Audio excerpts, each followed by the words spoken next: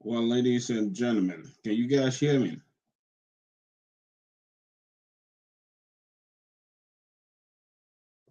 We are live, ladies and gentlemen. Robert, can you hear me?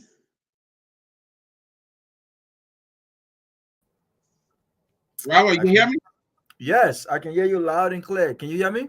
Yes, I don't know, but I just went live. I'm not hearing from Julia, so I don't know whether the guys are Oh, well, you saying. just went live, so they're probably not on yet. They're coming on, I guess. He said that this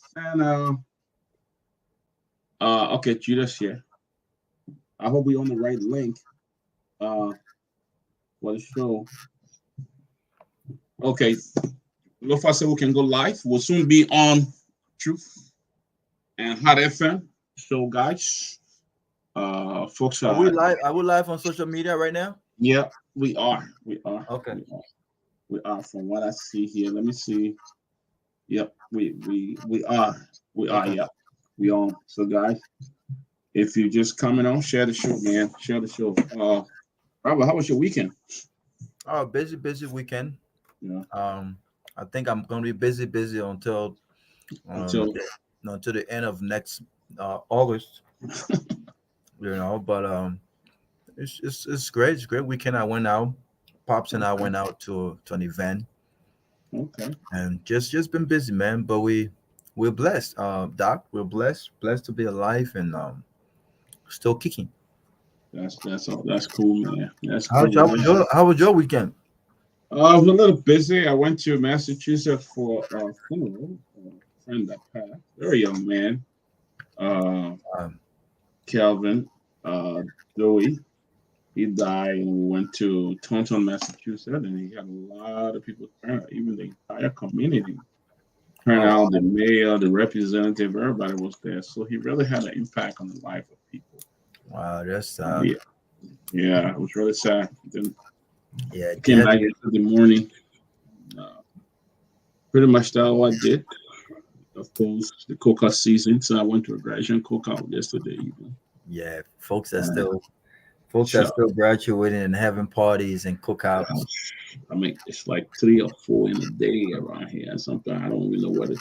And everybody send you invite, and you don't even know what to do. You can't do all. So somebody just pop into one and do it, and come back home and rest myself. But yeah, I did get your stuff over the weekend, and I receive it. So, Sometimes they're having like 3, 4 graduations and stuff. yeah, and they have like 4 to 5 cookout, and you don't even know what to do. You can I'm only like, go to you can only go to one. yeah, sometimes I just go to one. I just have to take the hit and tell them I'm sorry I couldn't make it. Yeah.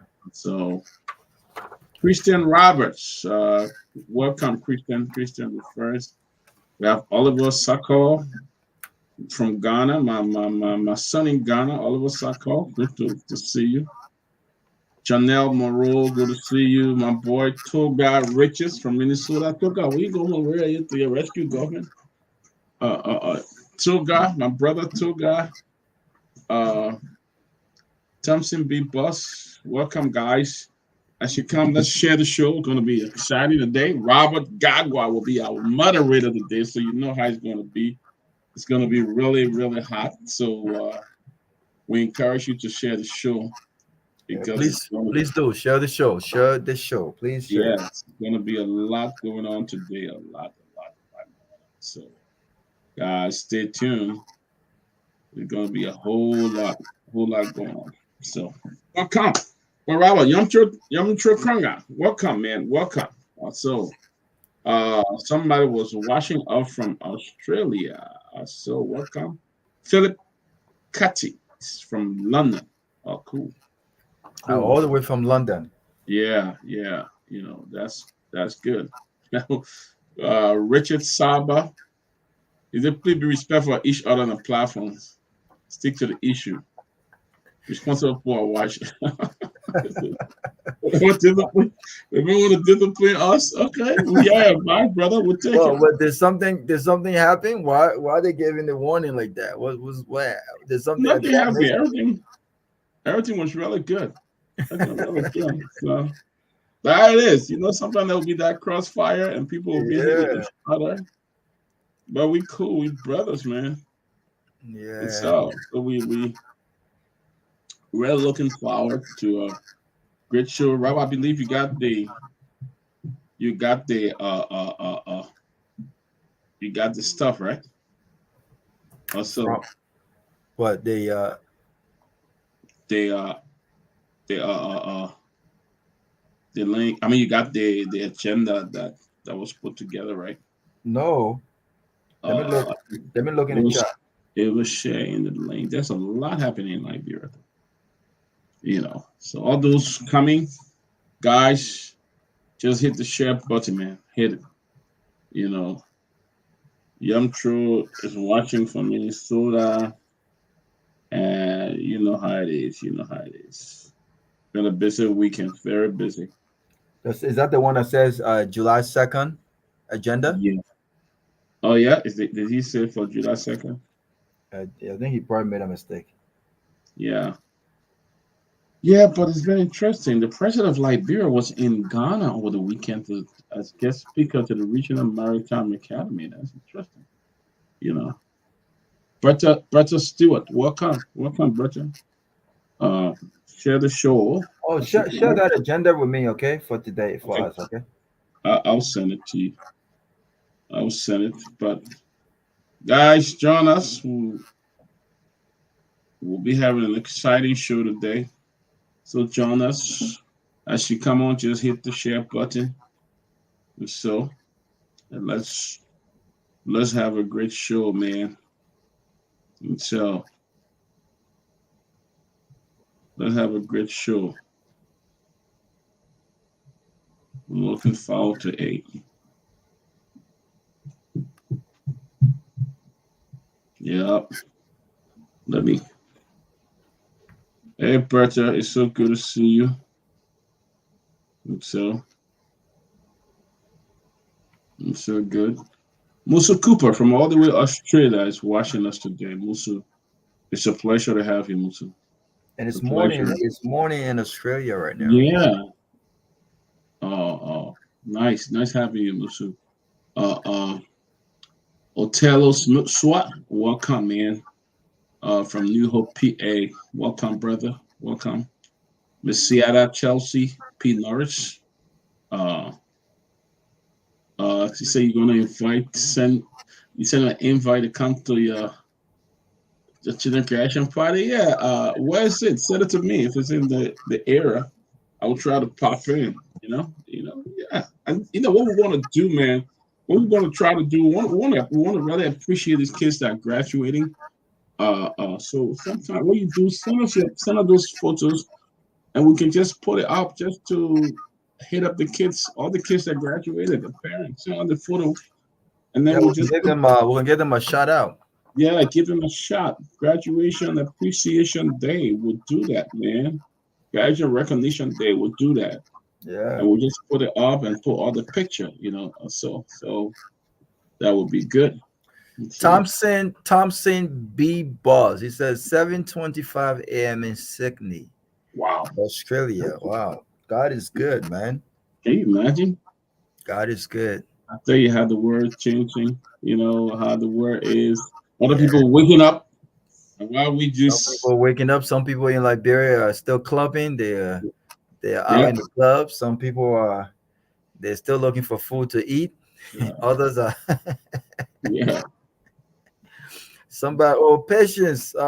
Sammy. Wow, Robert's on time. Yeah, that was not already in the day, so he had to come on time. So you notice it, right? Oh my God, I'm the moderator today. I'm on time today. Yeah. Uh, So Robert had to be here on time. So guys, let's do this. Let's share the show. As you come on, just hit the share button. And Robert, I'm sending you this now. The agenda that beautiful agenda. So yeah. Then what happened at the Freeport today, Robert? Did you hear? They said I don't know. It's a mini halabuli at the Freeport. And so there were there were there were things going on. Hey, Mr. Musa Dennis, good to have you on, man. Good to have you. Good to have you on. And so Yeah, you were asking a question, Doc. did it say it was some kind of quitti at the airport at the Freeport? You know, Uh, at the Freeport. yeah, this is something happening at the port today, and it say yeah, Freeport. It says somebody assaulted a guy by the name of Charles Robert. You see, the ISPS chief investigator. Oh, I didn't hear that. I didn't hear about that one. Yeah, they said the altercation has raised concern about the port management handling of situation. Uh, Oh, well, it mentioned here, Fagon. I don't know how true it say, but say he slapped and beat Robert during heated confrontation. I don't know how true this well, is. I don't know. I don't want to take it unless somebody who's there, a journalist, report this. but I what don't is Falcon? What is Falcon doing at the? What is he doing at the Freeport? know. They said according to our witness, Falcon allegedly slapped, assaulted, and beat on Robert during the heated confrontation. Despite the incident taking place in public setting, there are claims that the port management is attempting to shield and cover up the details surrounding the assault. In a statement following the incident, Falcon acknowledged his involvement in the altercation and emphasized that he expects the National Port Authority to take appropriate action against Charles Robert. This this admission has only added fuel to the continuous situation at the port.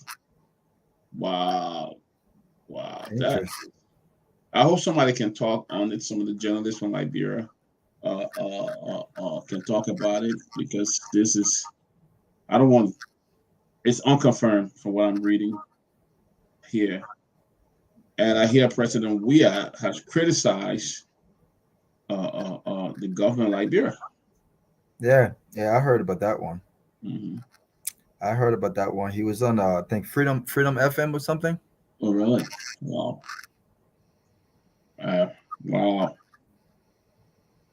You know, And Fagon has always been kind of I think he has exhibited unprofessionalism in the past.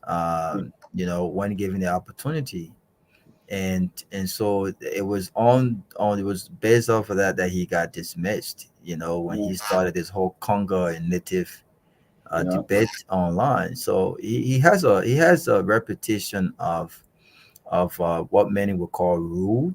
He seems to not be professional, Mm. and he seems to be very emotionally on hand. He gets rotted out really, really, really, really quick. And from in the past, I also heard that he drinks a lot.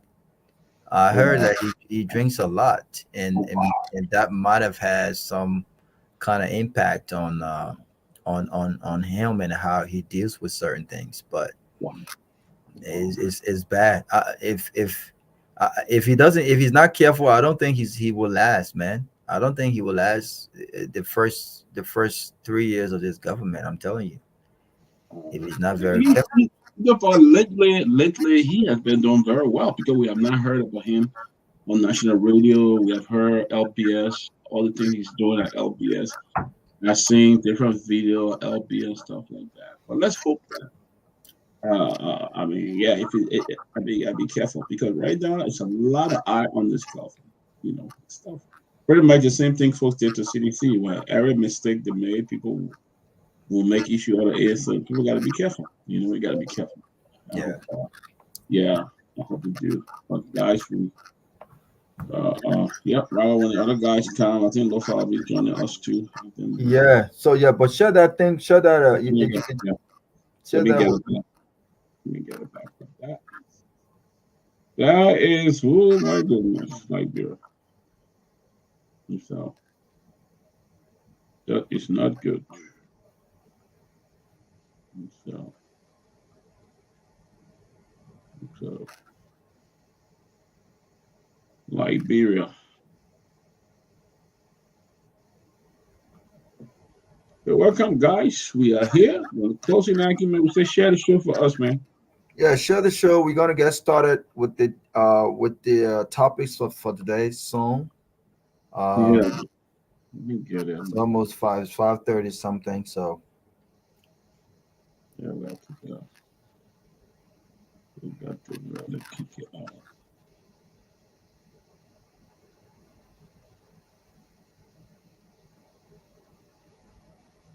What did I put down? Ronaldo just missed a penalty, man. Oh, wow. Ronaldo play for Brazil or Huh? Portugal. He just missed a penalty. It's over, man. It's I think they're going to penalty kicks. Okay. Wow. Well, ladies and gentlemen, hold on. Let me get to you. Let me get it. I got to just call now, brother.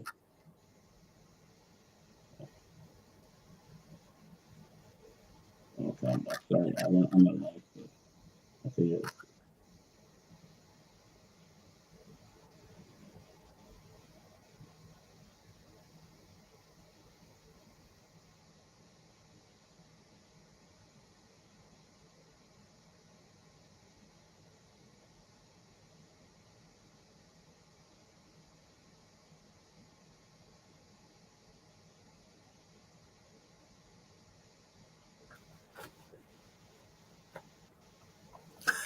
Somebody knew you was watching the game.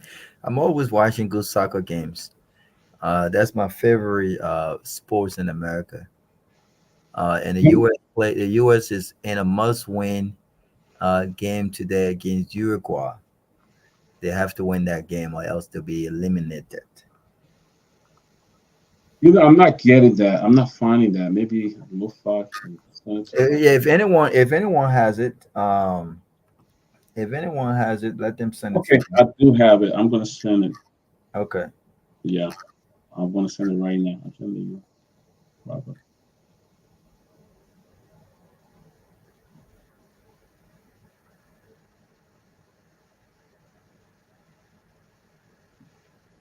Okay.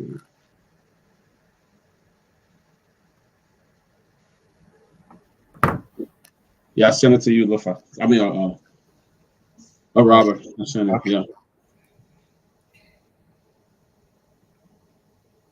All right, I got it.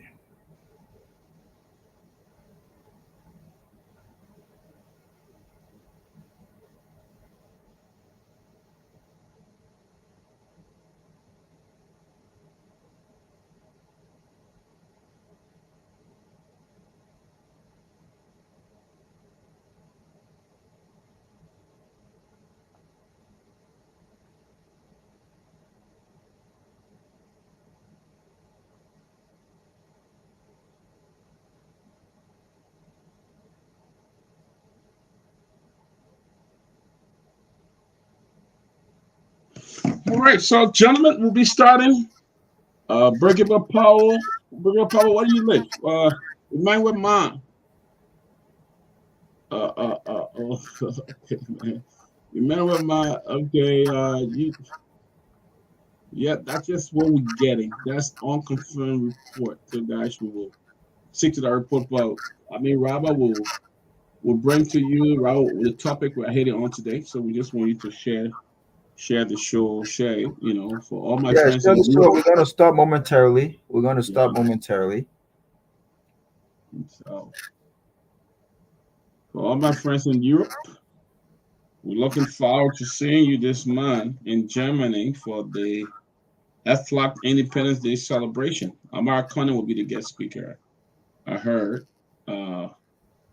Senator Saad Joseph, the Deputy Speaker Thomas Falla, they're all going to be there. So, and the closing argument will be represented too in Germany, in Wolfsburg. Wolfsburg. So, guys, you guys got to come up there. It's going to be a great program. Great, great, great, great, great time in Germany. To all the guys in Germany will be there. So, we want to welcome you. But a lot happening today. As soon as Robert gets ready, we'll bring him on to lead the program. Robert is our moderator today, and he's going to be moderating. So, as soon as he gets ready, we'll bring it on. But yes, so we just ask you to share this show as we go through this time. We shared movies. So Robert, what do you think on the Supreme Court ruling today? I mean, I think the Supreme Court. I think that it is interpreted. It is open to interpretation. Mhm. I think people are reading into it.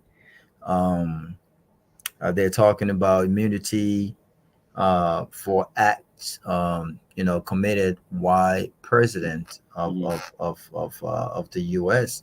Mhm. But the case that the president is the reason why he's in court right now, I think has little to do with what he did while he was president. Right. Because the hush money thing came about prior to Donald Trump becoming president, Yeah. right? And Yeah. the question about where the 200,000 or 150,000 came from to pay for that, I Mhm. think is the question of campaign funding. And Mhm. so that was before he became president. If you notice,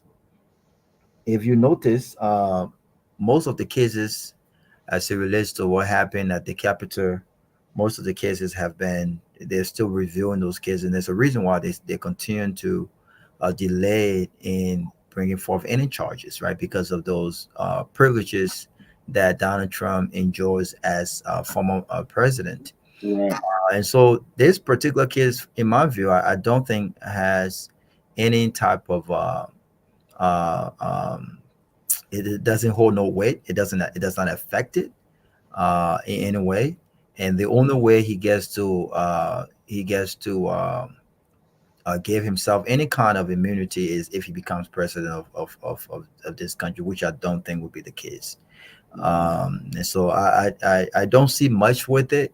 I think what this does is it gives any potential prosecution against Trump for what was committed when he was Right. president. I think it gives the prosecutors more to take a look at and to determine whether or not they should bring forth any charges. Yeah, but people are saying, Robert, that Justice Alito and Clarence Thomas, what the wife was involved with Republican. They asked them to recuse themselves, but they did not do it. You know, you will stay part of it. No, So they I mean, I didn't expect them to recuse themselves. I mean, they're part of the bench. Uh, you know, this is the reason elections have consequences. hmm hmm So, you will expect this to happen, to be honest with you, because you have more Republicans now than you do Democrats. You hmm know, yeah, so yeah. Well, yeah, interesting country. yeah. Very interesting. Very, very interesting. Very, very, very, very interesting. So So I think we should go ahead and get. I yeah, think we should go ahead and we get get started. started. Yeah, and the other guys can join Yeah. later. Um, so there's a lot that has been happening. Welcome to the show. We want to thank all of our audience for watching and sharing the show. Continuing to share the platform. Today's Monday, um, the 1st of July. This is a new month, and we hope that uh, the month of uh, the month of June was great to you and great to all of us. And we wish you all the best for the new month. But a lot has happened in our country. I want to start on a positive note. I've been following the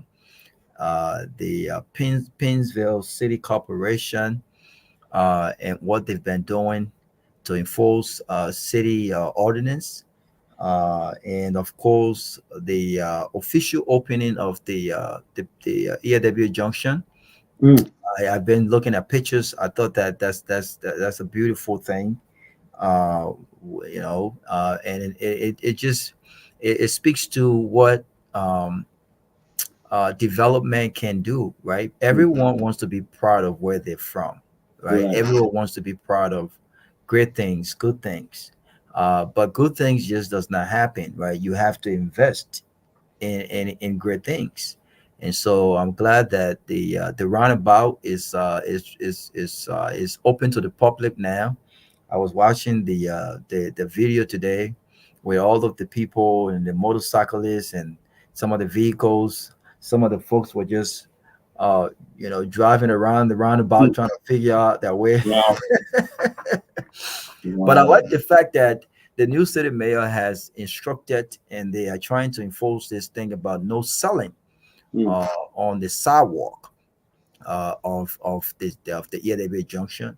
I think they're giving sellers 3 months to mm. readjust and go to the market, which I think is a good thing, man, because those sellers, man, it just doesn't look good in a modern city to have Right. people in makeshift selling places, selling over the place. And so I think it's a good thing. So what do you think about city ordinance, not just in Painesville, right, but in the entire city on major roads in our country? Do you agree? I agree with the idea of folks not selling. They have Yeah. markets. I think Joe, we are in Ellen led government invested in markets. I think these people should go to markets, and Yeah. sell the market. What do you think about that? I agree with you, Robert. I don't know, but our people have a tendency that even you build them multi-market, if you don't come on the street to sell, I mean, it means that they're not going to sell. Hmm. George Weah have built markets, other president built market for these people, but they just don't have that discipline to get in the market and be there and sell. They must come on the street and sell. And it looks bad because certain area in that country, when you go there, it's a mess. I mean, go to red light, go to the red light, a Painesville red light. It's almost like they have blocked the entire place. You hardly can drive. The entire street is with people selling on the main road where the car passed. You have people selling all over there, which is very, very sad. So I think that's a good move, but Robert, I don't know how far they will go because these people are very stubborn. I mean, you can remove them 100 times, they will come right back the next day. They're very stubborn. So I want to see what's going to happen. I would like to see it be very, very. I mean, because if they are in the market selling and the sidewalks and things are clean, the city look beautiful, very beautiful. But I want to see what's going to happen. To be honest, I want to see what's going to happen. They have been talking about. I think to your point, funding. I think will be a key factor in sustaining this practice, as in everything, right? Because those city police officers that we're seeing today helping to direct traffic and trying to keep the order, they Mhm. can't just stand out there for 8 hours, 9 hours without getting paid, right?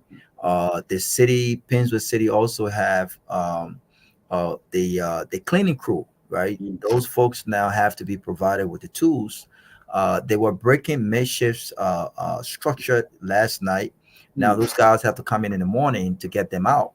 And so all of this will require some sort of funding, right? But I like the idea. I like the idea, and the only way I think we will change the mindset, because everybody want a beautiful city, everybody want a clean city, but the question is, how do we create that environment by doing the same things, right? Mhm. If you're a small business person and you want to expand your business, I think that we should have opportunities for folks to go and get loans. And I Mhm. think we've spoken about the fact that young, ordinary business owners should be able to, have access to loans just as much as influential people Right. can go and borrow $20,000, $25,000. But selling it alongside the street, and it's not just about the fact that they're selling, Doc. It's the fact that when they sell, they leave a lot of dirt, filth. Yep. I Believe it. mean, and who cleans? Who was supposed to clean the street? And I mean, Yep. paper, plastic bag, all over the place. And we said we want a beautiful city. And Yes. so we have to make radical changes. We have to take tough decisions, and people will not understand or agree with it right now.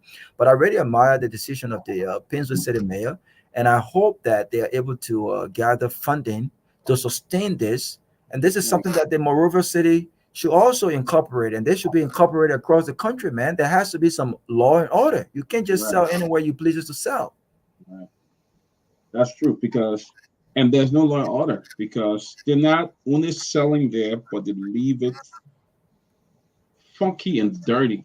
I mean, they leave everything there on the street, come back the next morning and start to sell right in the same place. So, I mean, city ordinance is good if you guys really enforce it because some people will come do it the next day and then if people come right back on the street. I went to Waterside one time, I saw the same thing. You can't even drive a car down Waterside. You can. You go down Waterside, the whole place is just jam up. You can't even drive a car. Yep. People selling all on the main road that you should be driving. People are all there selling. Can you imagine? People selling on the main road where you guys are selling. People are selling markets and doing other things on the main road. So, I mean, I don't know. I don't know how far we can keep our city ordinance. Even if you put a trash out there that people, when they, want to put trash away, they can just put it right in there. Liberian will not do it. They'll rather throw it around the street, you know. So it's sad. It's sad. I hope they can keep it clean. That require you having somebody assigned to that place probably 5 or 7 days a week, 7 days Yeah. assignment to show that happened. Yeah, You know, and yeah, absolutely. And you look at the Douala market. I mean, these guys have encroached on the main roads. This yeah, is why the traffic is so yeah, congested in that area. You take right. hours to just move over to the next. Yeah. So I wanted to start on that note. I thought that is great, and the EAW Junction looks beautiful. You have two lanes. I think two lanes going towards the airport and three lanes going towards town. This is what we want, man. And if we Liberia is such a small country where I don't think it's difficult to modernize. The Mhm. problem is we're so greedy. We have greedy, politicians and leaders who would rather invest in themselves and have multiple girlfriends as opposed to investing in infrastructure development. But the Gateway Junction looks beautiful, and I hope that they give it some the Oh, fiscal uplift that is desired. But let's get into this thing that's happening at the National Port Authority. I have not gotten much information on that. I know that there been some investigation with this $53,000 check involving the labor minister, Mr. Cooper, law firm and whatnot. But I have not gotten much information about the deal between Charles Roberts and Eugene Falcon. mhm. But my thing is, if there's anything happening at the National Port Authority, though, the question here is that how does that concerns the LBS boss? Mhm. I mean, I don't understand why will Eugene Falcon be at the National Port Authority, Right. getting entangled in any kind of violent or any kind of issue there. I'm lost. Maybe Toga can help expound on this. But what I do know is that we are dealing with a man who has a record of violence, and not just physically but verbally. This is the same man who got on the national radio and started to speak nonsense about the Congo and country when the country was coming together after a major national election, talking about Congo and country, to the point where our international partners had to, speak up, and denounce what he was saying. And now he finds himself at LBS. You would think that he would just be quiet, do his job, and stay out of trouble. And he's getting involved in a National Port Authority. He got involved with the snow situation as well under the CDC-led government at the time. So what do you think will concern Eugene Fagon at the National Port Authority to the point where he's getting into some physical back and forth with Charles Roberts? Look, you want me to talk or Toga, but what I think is, look, man. and that's why maybe said so by share one. I don't want to really get to get actual fact, but what I know and from what Eugene that I know Eugene can be verbally explosive, but physically attacking people, I haven't seen that of him. Physically attacking people, I've not seen that. Eugene, we can get loud. He talk and do his things, doesn't get attacking people. So I don't know what went wrong. To be honest, I really don't know. And maybe I will talk to him. But I know what I know about. I know about Eugene. He can talk loud. He will take over the conversation. He will, and but I never in terms of fighting. I never see him doing that. I mean, just that he's verbally explosive. To be honest, that's why.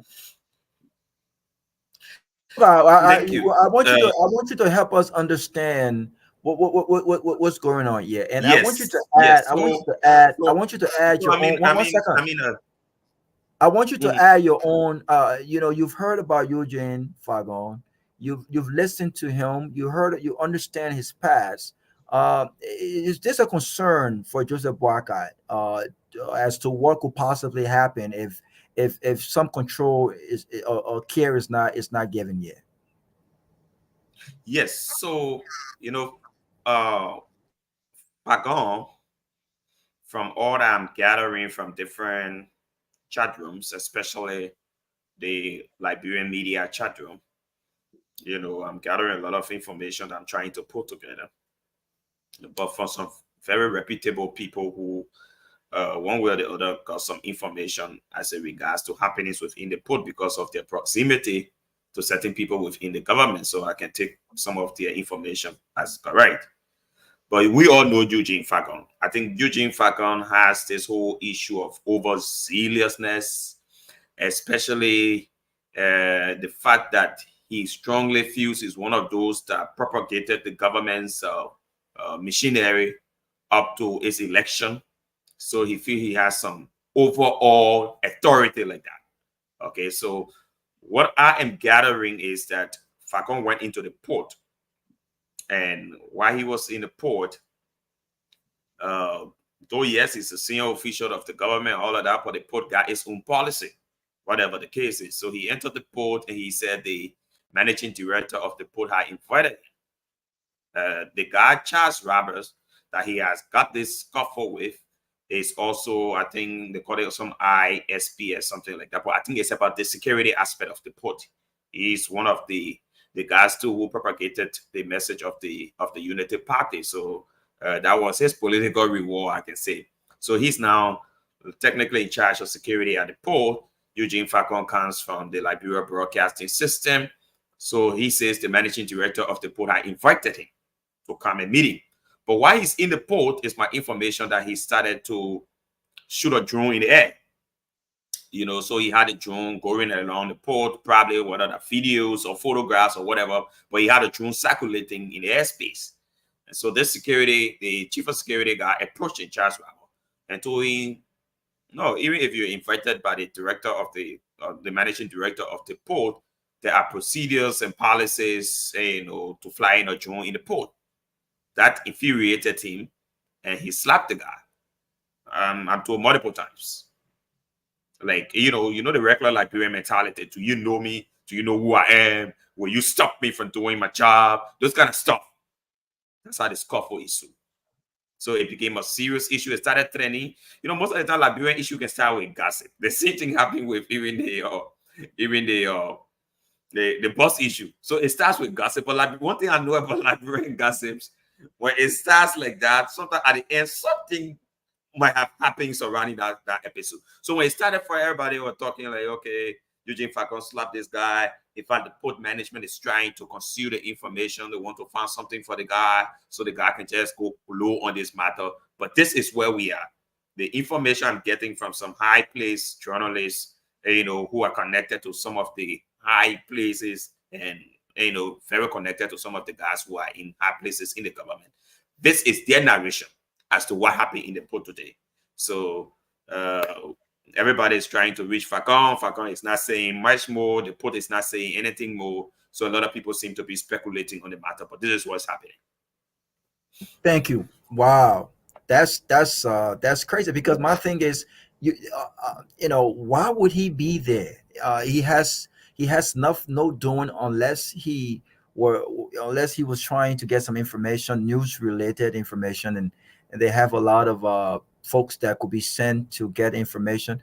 What else would he be doing there? But I want to be fair and give him the benefit of the doubt. But Fagon, from my perspective, and he's never been the kind of guy who is credible. And look, and to be fair, I've never seen him getting involved physically, but he had a very intense conversation with Snow at the time, and they got in each other's face. And if had it not been those around them, that probably would have gotten really, really physical. No one still understands what that conversation was about, and whatnot. But I hope that we can get more information on that. And no one should go around slapping people, Doc. Yeah. It doesn't matter who you are. This whole thing about, do you know who I am? It doesn't matter who you are. LBS. Like, I mean, that's you're nobody. Even if you're somebody, you can't go around slapping people. If someone do you wrong, there are things to do with the laws. You can't just go and take the law into your own hands, slap the man because you say you LBS boss. But I hope we get more information on that. Doc, you want to chime in a little bit more on it? Yeah, I mean, if what I'm hearing that the guy was physically assaulted, I think it was wrong. I mean, if he did that, but as I said, the Fagon, I know him to be loud in terms of physical. I haven't really seen that of him, but it's really, really not a good thing and not a good start. I hope the story here is true. I mean, it's not true, but it's bad. The mentality of Liberians, as I always say, sometimes we go places and we want people to know who we are, instead of just being ourselves and let people get to know, or even if we're some special class or some special status, of people, for people to know us. We go there, oh, you know who I am, so you want to violate the law. Oh, I'm this, I can do it, and that's the norm. That's something that has been going on for a very long time. People come there, and the moment you tell them to follow the rule, oh, you know who I am, I'm so, and this man, in fact, people will come from other man's did. You don't expect that man to do this. You don't expect him to do that, and that's what we see happen. But I hope it's not true. And I hope really not true, because I know Fagon is loud. And you are aware. I know people want to know why would Fagon go to do in the port, but you all should know that there are few places in the country that government officials know that this is the milking ground of the government. It has to do with the port, it has to do with LPRC, it has to do with maritime. So mind you, there are several ministers and directors in the government that will pass around these places almost every day. It's normal. It's like a milking ground. Now, another thing is the managing director of the port is expected. I think you saw something we put in the chat room about the agenda for tomorrow. You will notice that the managing director of the port, Sekou Dukle, there's a letter that is expected on the floor for him on tomorrow. They know that very well. All right. And it has got to do with his recent statements where he was saying he raised over $40 million for the port, and the $40 million he raised, he's saying like $2 million of that money he put it into the government's consolidated account. $6 million of that money he put it into the MPA's account. Now, Representative Safoko has done a letter to him requesting to know what the other $6 million, because technically it means $6 million outstanding. So what was $6 million used for in the last 5 months? Because the running of the port to use $6 million. So all of these issues. Then there has been something also spinning in the media too about $25,000 that there's a document out in the public about the MPA managing director requesting, I think the controller also, to give $25,000 towards quote unquote the victims from B Mountain. There have been these crashes at B Mountain, and there were some people who were shot. I think about 3 persons were shot in the B Mountains situation. So there is this document I've been circulating that the MD was requesting $25,000 to be used for the victims, especially families of the deceased and all that. Now, family of the deceased, I say, they've not gotten any amount of such. The MD went back on radio to say, oh no, we didn't say the 25,000 was just for the families. We say, look, we use some of the 25,000 to buy whether it was FITA, whether it was rest, to go and distribute it amongst the people based on our corporate social responsibility as an entity. So the MPA has consistently been in the news. So I wouldn't be surprised, if a gun coming from the Liberia broadcasting system that normally should propagate the government's messages will want to go into the port to ascertain some of these things and tell the MD, look, we can run some PR spin around these things and all of that. So I'm very sure Farcomas are going to the port for some of these issues. I just wanted to say that. Yeah. If that's the case, if he's there for whatever reason, then you have got to respect the authorities at the national port. You do not run that entity, and you know what? I just don't even think people should just walk into the building without even consulting or giving the leadership there some heads up that they're visiting, right? And so, these are just all professional norms that have got to be followed. You can't just walk over there, take drone and start doing this, and then when questioned, you go into this. Do you know who I am? You are just a news guy. You know, it holds no relevance, But Grace, welcome to the closing argument Mondays, July 1st edition. I am your host, your moderator today, and I want to give you some time to chime in on what's going on at the National Port Authority with Eugene Fargon, man. What's going on? Do you think that he needs to be slapped back or what? What's going on? Can you just move around and just start slapping people because you don't want to follow the rules? What's going on with that guy? Well, I would like to say thank you for welcoming me. Do I sound right? You sound host, but you okay? We can hear you. There's a sharp sound in the back, like it's very sharp. I'm hearing coming back to me. But I would say thank you for welcoming me.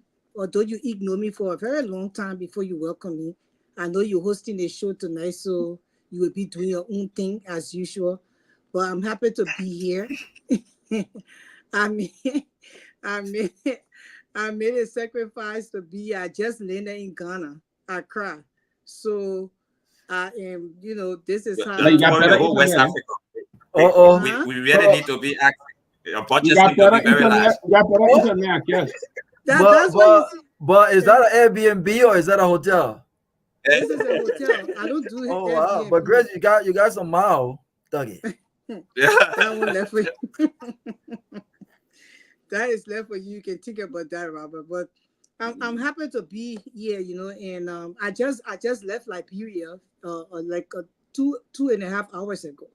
So I am here in Accra, and when I got here, let me just give you a quick rundown. I was very shocked.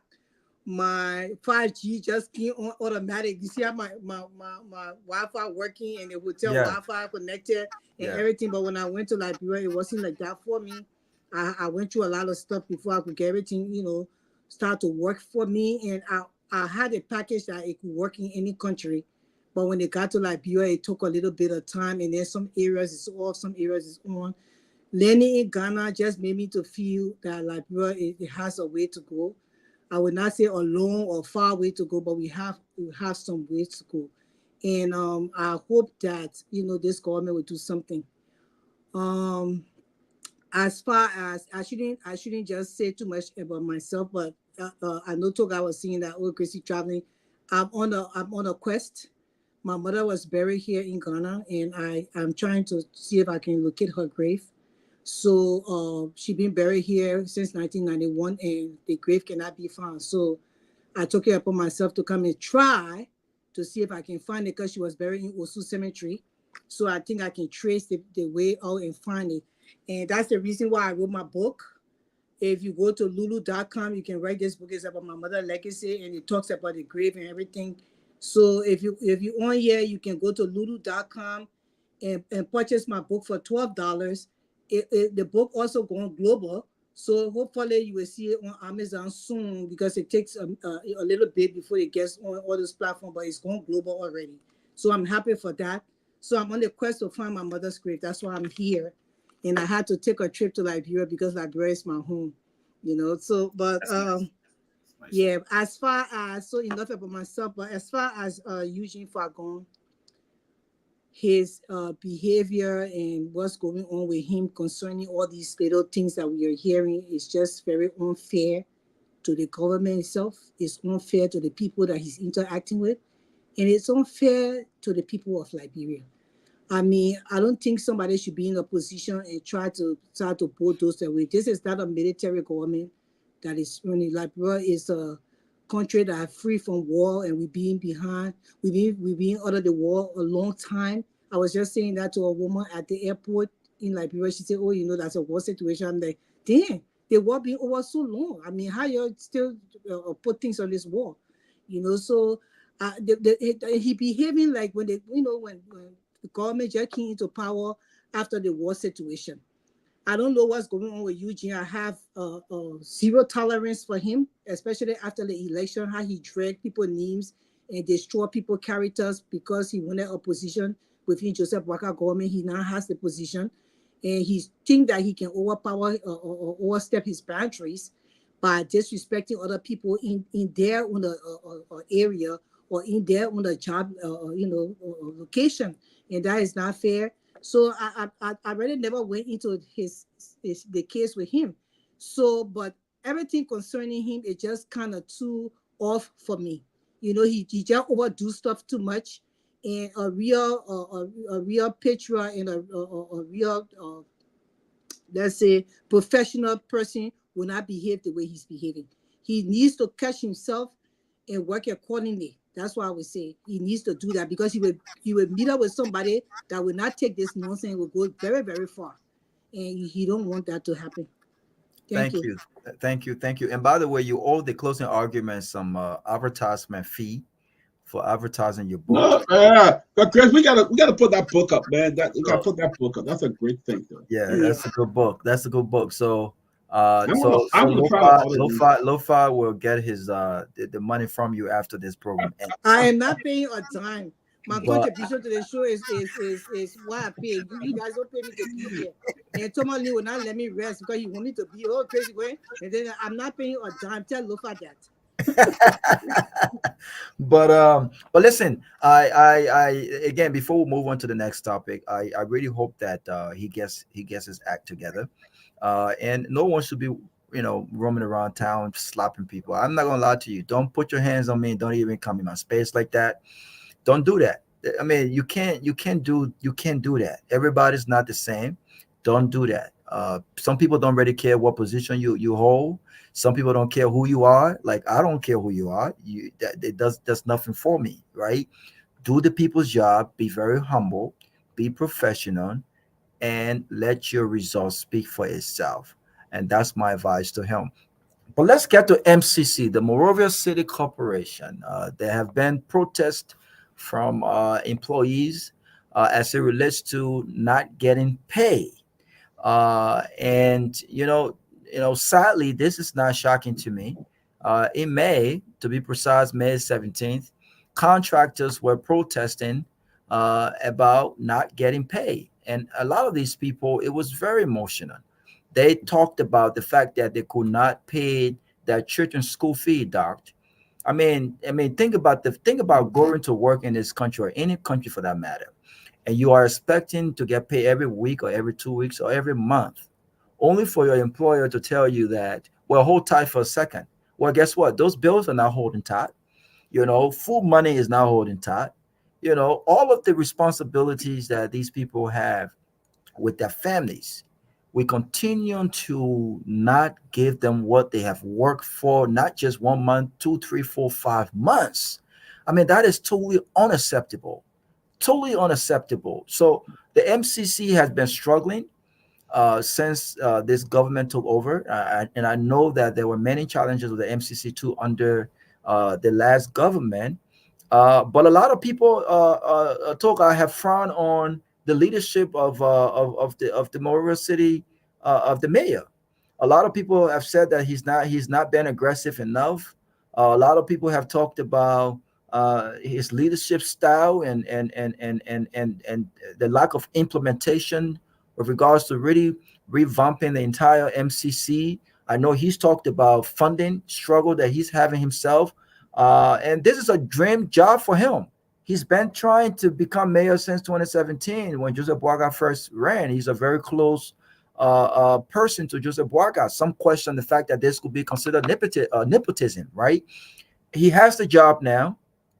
Why is it that these folks are not getting paid? I will start with Toga on this one. Toga, why you think that these people are not getting paid? And what is the biggest challenge when it comes to the MCC and ensuring that these people actually get paid for what they do?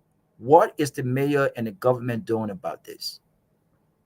Yes, so one of the challenges that any mayor of the city of Monrovia will have is because, you know, we have this whole understanding that the mayor, you know, normally is an elected portfolio, except from Ellen's time. Then she started making this sort of appointment. In fact, that issue went to court and all, you know, and normally it ended the way it just ended. And Ellen started appointing up to George Weah's administration. And now, you know, so, but the city is a government by itself. So normally the city should be able to raise its own finances. But because of the appointment aspect, so I think government now allocates some money to the city. One of the challenges has been, like from the Kochi's administration, what I know is that I think Kochi lobbied with the executive to ensure that those who were working for the city corporation would get on the executive payroll, or probably like civil service. But like in the past, people who work for the city corporation depended largely on what the city corporation raised, the many fees that they charge in businesses and other institutions, taxes and all of that, because the city government has all those functions. That's why the city got its own police, the city got its own tax force, the city got everything for themselves to raise their own money. But it's not, the economy is challenging today, that it is difficult for you to now raise money because too many institutions in the government are raising money from these same business people. LRA going there, you know, city corporation going there. A lot of newly established government entities are doing almost the same thing, too much overlapping of function. So it's my understanding, first of all, that when the new government came into play, they now remove most of these people and place them back on a city corporation, and say city corporation will be looking for its own money to take care of these people. It's becoming very challenging. I think the city corporation, the new boss, has not been able to mitigate a way whereby he will say, okay, going forward, let's see how we can go back to national government and talk to them to place them. There's another group of people, I think they call them the beach and waterway kind of people who've been doing a lot of work and they're not getting paid. But also, something I wanted to also mention that has to do with the whole conflict of interest from the current mayor of the city. Now, many of these people, like you see him, you see Representative Prince Toh, you see a guy who they also sent at, he's a deputy, I think, for operations at the National Fire Service. All these guys have been into a business of, they've been into this whole printing press business. Now, many of them, they just using these portfolios to prevail on these institutions to do business with, to continue getting the money. They don't really bring passion to the job. It's basically about protecting themselves. You remember when the hosts were having a serious debate, Prince Toh ordered the country to China, showing how he was buying printing press equipment, all kind of things in China. He barely goes to work. He barely speaks in session, nothing. The same thing with the guy at city corporation. You can't be the city mayor of Monrovia, but you still get printing press business with Orange, with other institutions, all in the country. And then the ordinary people who doing the work, you can't push the agenda. You know, the other day I saw some photograph of the mayor of the city in America, sitting on lunch table, this, that, you know. And I think it's Grace Jeff from Liberia. So if I say it, probably I will be a little bit biased. But if you pass along the streets of Monrovia, you see the challenges people are faced with. But this time, even though we got this whole humanitarian badge of the government, I'm forgetting their name, that doing the kind of crisis where people's houses are flooded and then you see them coming. The city corporation used to do those things too. The city corporation is practically doing nothing.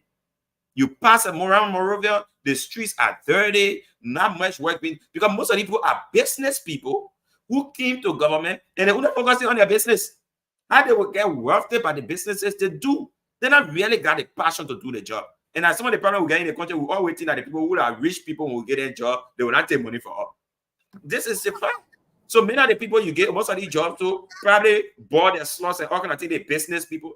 How you be sitting mayor of Montreal, you running your printing press doing major contract with Orange, with Lowe's, with all these people. Most of the people across Liberia, you don't want printing. So it becomes a problem for you to actually go and do your job and you're not resigning from your role. I just wanted to put this across, but this is the real situation that is ongoing. I think he needs to put his feet on the ground. They need to create new programs for the city corporation to be able to pay these people, because national government also, they say that they are strained. They can't continue keeping these people also on their payroll. They say the government will go look for its own money to pay these people. So it's challenging for him to raise that sort of money. Thank you. Look, I want to go to Doc. Look, listen. Do you think that the fact that government, the mayor's appointment from the executive mansion, do you think that is having a negative impact on performance, right? Because the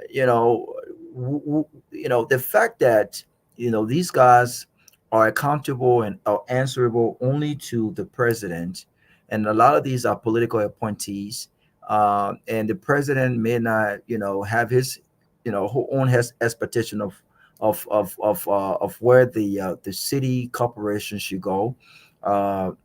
Do you think that this was the wrong appointment? And I want you to answer that question in thinking about a friend, right?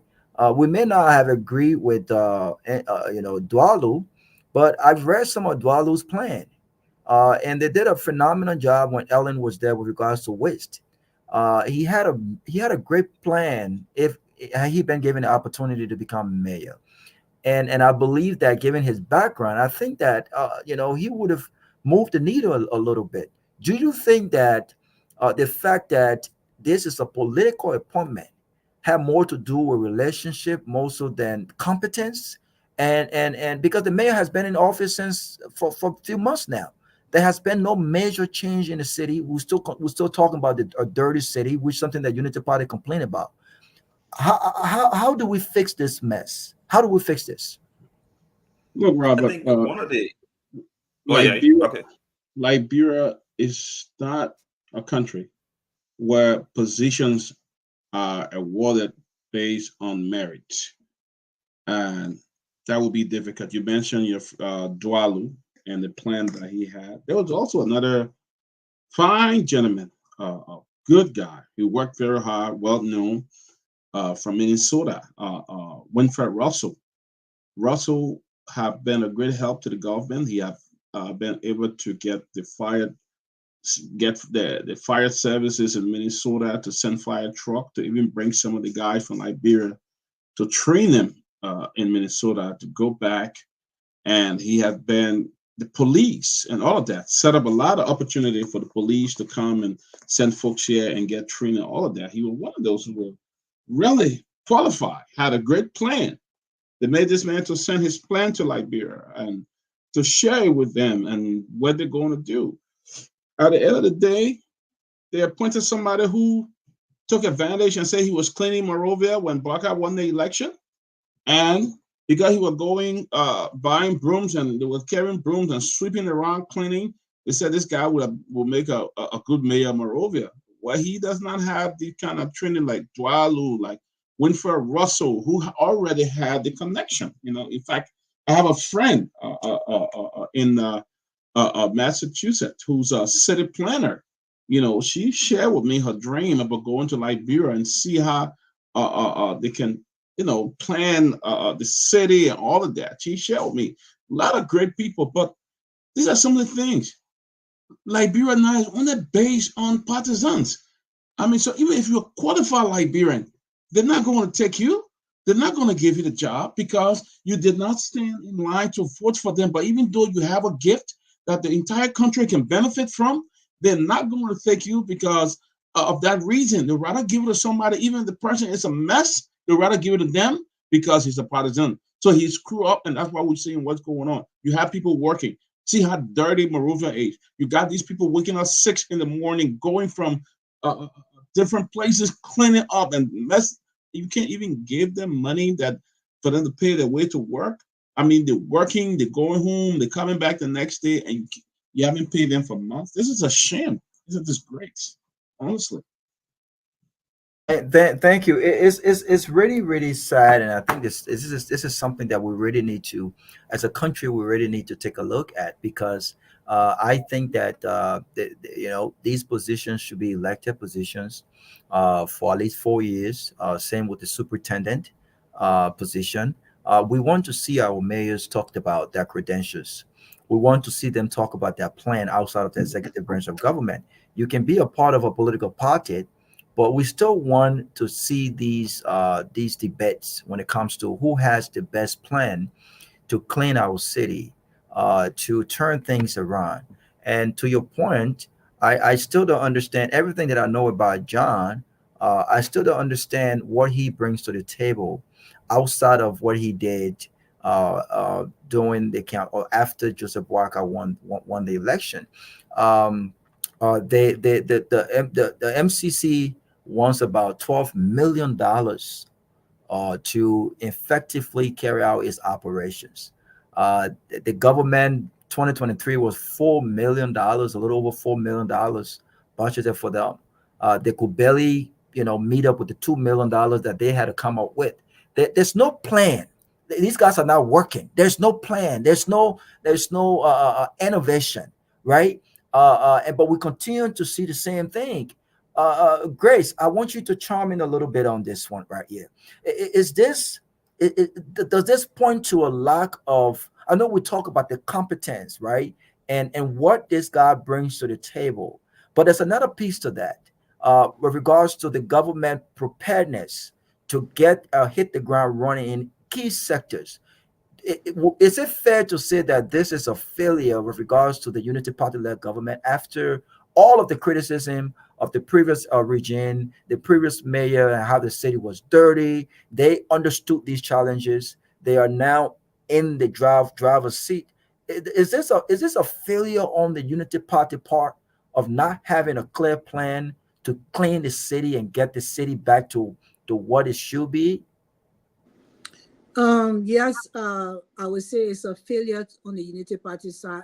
Being, just left Liberia is bad, and I don't want to say that it's the lack of competence. I just feel that they don't have the passion and they don't have love for country. So either whether or not they are elected or they are appointed doesn't stop you from doing the job if you have the passion to do the job. It is not a rocket science to clean the city of Monrovia. I can just do it in a minute like this. It's not that hard.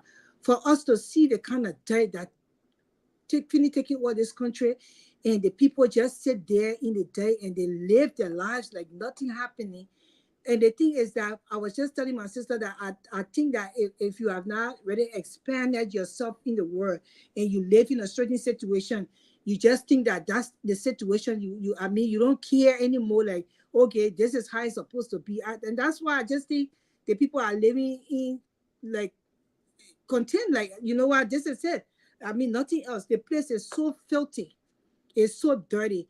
I made a video that I will share later on, and I was saying that look at this place. On Sunday, you would think that since people go to church and come back in the evening time, the city mayor or the city corporation will have the cleaners do the work or cleaning of the city in the evening on Sunday to prepare the country for Monday so the people can go on their businesses. But on Sunday, that's when they park all the dirt all around the streets, or maybe because the place is not crowded, so you kind of see that the place is really, really, really, really filthy. And it's just so sad for a government who came into power that people knew that they really knew what they were going to be doing, and they are not doing what it's supposed to do. It's saddening us to go to Liberia and see that. I was just driving into Ghana to the hotel. I was like, oh my God. These people come to Ghana and see this kind of life, and still they can't help to fix Liberia to better the place. It's just so sad. But the government need to address the issue promptly concerning these people, the people or protests, and they have to ensure that the people receive the compensation. And my thing is that what compensation in the first place? Why are these people demanding pay? Are you people working? Although you're supposed to work and get paid, but what the work are you people doing? Because we don't see anything being done in the city. Are these people cleaning in the first place to be even requesting their compensation from the government, or do their own pay when they're supposed to get it? It's their right, but the job does not be done. The place is very, very filthy.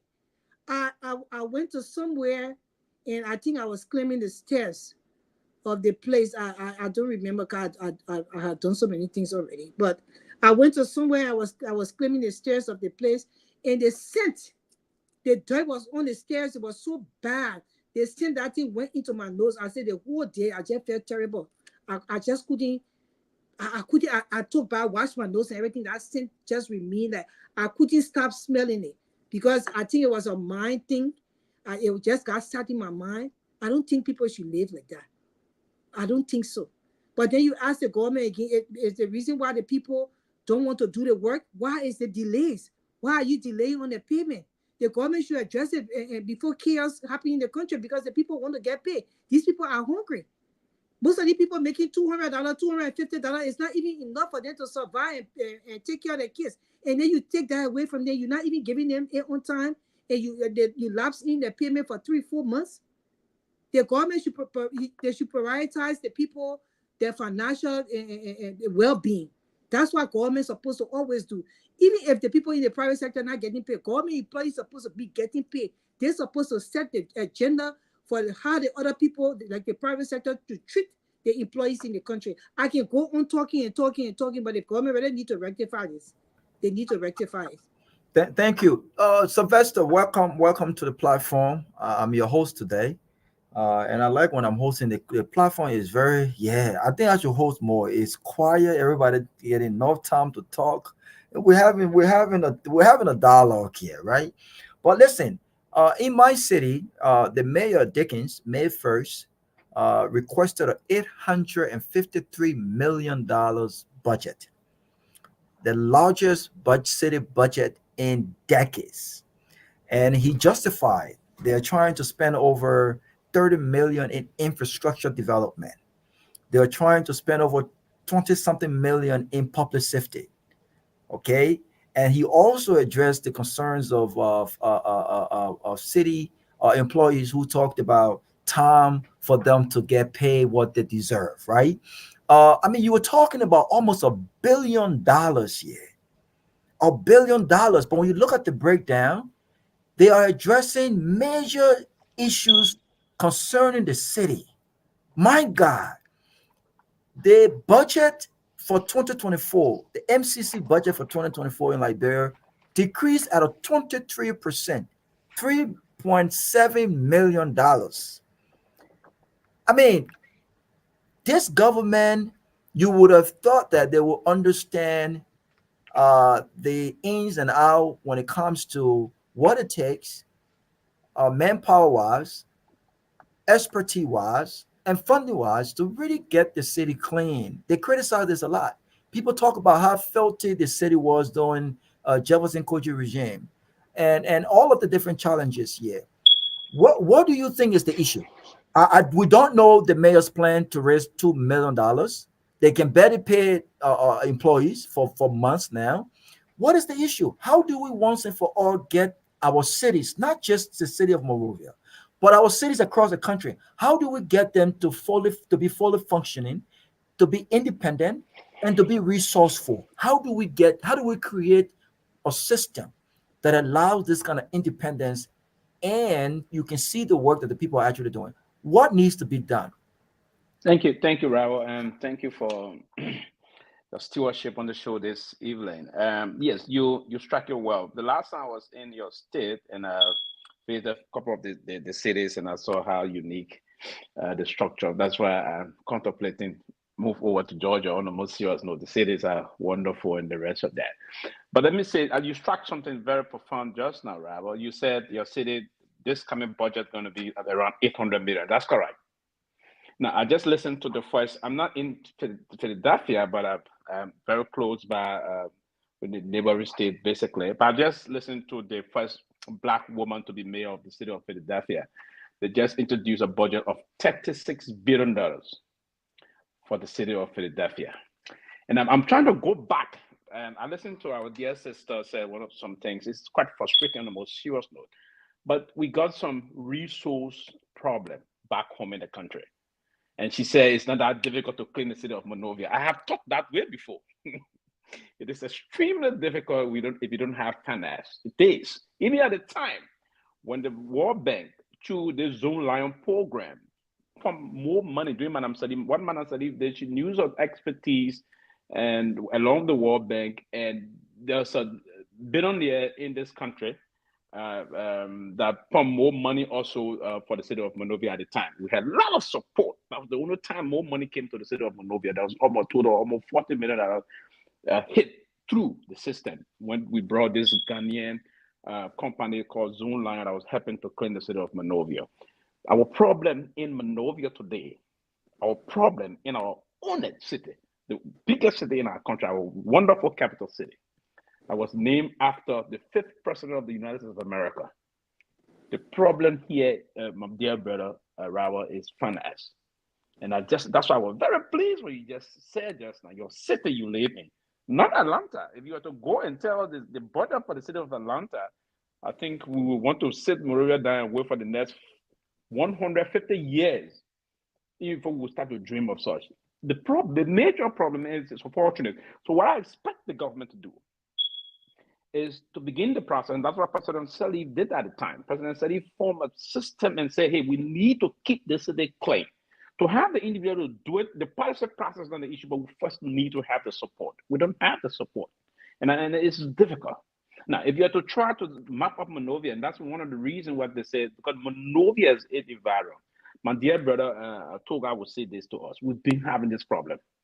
Even central Monrovia, they said, you have to go to the metropolitan terrain between Monrovia, central Monrovia, coming around the Congo Town area. One of the west area behind Berwyn, the Berwyn community there, if you were to find, even to have those trucks moving those waste products there, it's difficult. You don't even have the resources to procure those trucks that would have to take these things. Now, it's just unfortunate. It's difficult. We need, as a people and government, to strategize in a very great strategic city planning way and allocate some funding to the city of Monrovia. Then you found the person that got the expertise to raise more other funding. Even our municipal taxes, we don't pay municipal taxes in our country. And these cities here in the big democracy, these cities, everybody want to pay the taxes. So that's why you see we raise the money. Rather, we don't pay our municipal taxes. Businesses don't pay taxes too. We don't. Even the city of Painesville, other people can be moving. There was a time the UNDP decided to pump some money in the city of Painesville, because that should be the second major city after Monrovia. I mean, around our capital city, the city of Painesville also. We got some problem in doing these things. But folks will want to move to go for the luxury aspect, right? So I think resources is very key here in terms of our policy drive to keep our city clean. In the absence of that, and you've been having weaklings and people that don't have that would think outside the box to bring about policy that will help increase revenue. That's our problem. Yeah, but and then Tuga can chime in yet, and then I'll come back to you, Sylvester. But I get that resources is essential. It's very, very important, right? But we're talking about the filth of the city, but some part of the city also smells, right? Mm-hmm. And what I don't understand, how do you explain the resources of peace when you have people? I've seen grown people, get out their cars and actually pull their pants and pee on the street with no shame whatsoever. How do you explain that? I see people, and I've seen some people who have lived in this country who understand the consequences of littering, right? Return to Liberia, drink a Kool-Aid, a plastic, and instead of keeping it in the car until they get to their respective homes and properly dispose of them, they're throwing it in the streets. And so the resources piece is one thing, right? But how do you also explain this mindset? Some of the people who are peeing and doing these things are living in the very community where their kids play outside, right? How do you explain that? Toga. Quickly, before Tuka can come in quickly, before Tuka can come in to that point, I didn't know this, and let me be honest. When I came here, 2015, when I went to Arizona, basically, I observed a rabble that it was like a forbidden thing to drink water in a bottle and drop it in the street. So I saw everywhere where I didn't see that. It changed my mindset when I got back to Liberia. I'm no longer one of those. As soon as I get on a driving set, I will stop anywhere and want to, do some things that is uncalled for. But the society you find yourself sometimes, we don't have system. We need to build a system, and it's part of the resource issue again. The Monrovia City Police that should enforce those issues, they are on. I mean, it is a difficult process here. But even the police officers themselves are peeing on the streets. Yes, we change our mindset. It's about changing our mindset as people. You're right about that. There's no amount of resources you put to change people's mind on those things. It's about mindset, and we have to do that to change. It's a normal thing to drink water now in Liberia from the plastic and just in the car. So you finish, boom, on the street. That's a normal thing. If you saw anybody doing it the other way around, then I mean that person is a special angel. So I want you to chime in this. I want you to chime in this. There's one thing to clean the city, but it's another thing to ensure that these laws and these rules are being enforced, and if broken, consequences or penalties are given. How do we fix that? Are we resources the only thing we need to fix all of these? First of all, I have a different view when it comes to the whole resource issue. All right, I know you're talking about millions in terms of budget from your state. I think I saw one post someone talking about almost 8 billion and all of that. Yes, we come from a different sector. All right, maybe Monrovia might be a 2 million population or so. The thing is, people came, they campaigned, they talk about who was in charge of the city before, the performances that were wrong yesterday. We can't come and continue to complain. The reason the Liberian people went to the polls and voted for the government is to bring about the necessary change. They have come to rescue this country. And the people who came to rescue this country cannot be complaining. They must have had some solutions to what they came to rescue. You can, if our issue has been budget, but budget is not today's thing. Budget has always been there. And people said they could perform miracle with the budget we have. You understand me? We can't come today and still be crying budget. No. People came here and they said they were about to rescue this country. They saw the Liberian budget around 600 to 700 million when they said they could use that budget to change this country. Today, you're not working in nothing. I think today the city corporation is having more money now in our budget than yesterday under the CDC's administration. So what else they want? If you want extra, then start writing projects. If you want extra, enforce, your team on the ground to start raising city ordinance taxes and all that kind of stuff. Enforce the city police to start regulating some of the activities. Put out some jingles and start changing the people's mindset about, how they can use their day, where they place it, this, that. I mean, but we can. It's no way possible that this country of 600 to 700 million budget will even take 10 million of that budget to give it to the city corporation. It's not possible. The city corporation has to bring new mindset to the game. In fact, I'm told that over 22 trucks were left with this city corporation. Over 22. So they got some logistics. UNDP, other institutions are still sitting down and awaiting project proposals. Go back to the government and say, look, we think it's not necessary. We want to get mature. We want to get stabilized. Then we can come to the point where we say, okay, all our people who have been on government payroll, we cannot absorb them ourselves as a city government. We're wasting money now. But you can't even negotiate with your own government to keep the city corporation workers on the government payroll. So they send all back to you. You got to pay all these people. If the place is completely overstaffed, then you can also go into the redundancy plan. There are some people who are 60, 65 and above in this institution. Redundant and start giving them something. I can tell you, Robert, that $8+ million or whatever million budget or billion budget that maybe your state is using, some of those money people are paid hugely. These people that who crying on the street here in Montreal, some money, they hire money, they taking at 150. You can't tell me that's the money what he needs Shura or whatever John Shura that he can get the people. This man has a business worth millions, and because of the position he got, he's making millions out of it again. He paying people man and power $150 a year, and he talking about he able to get in that kind of money.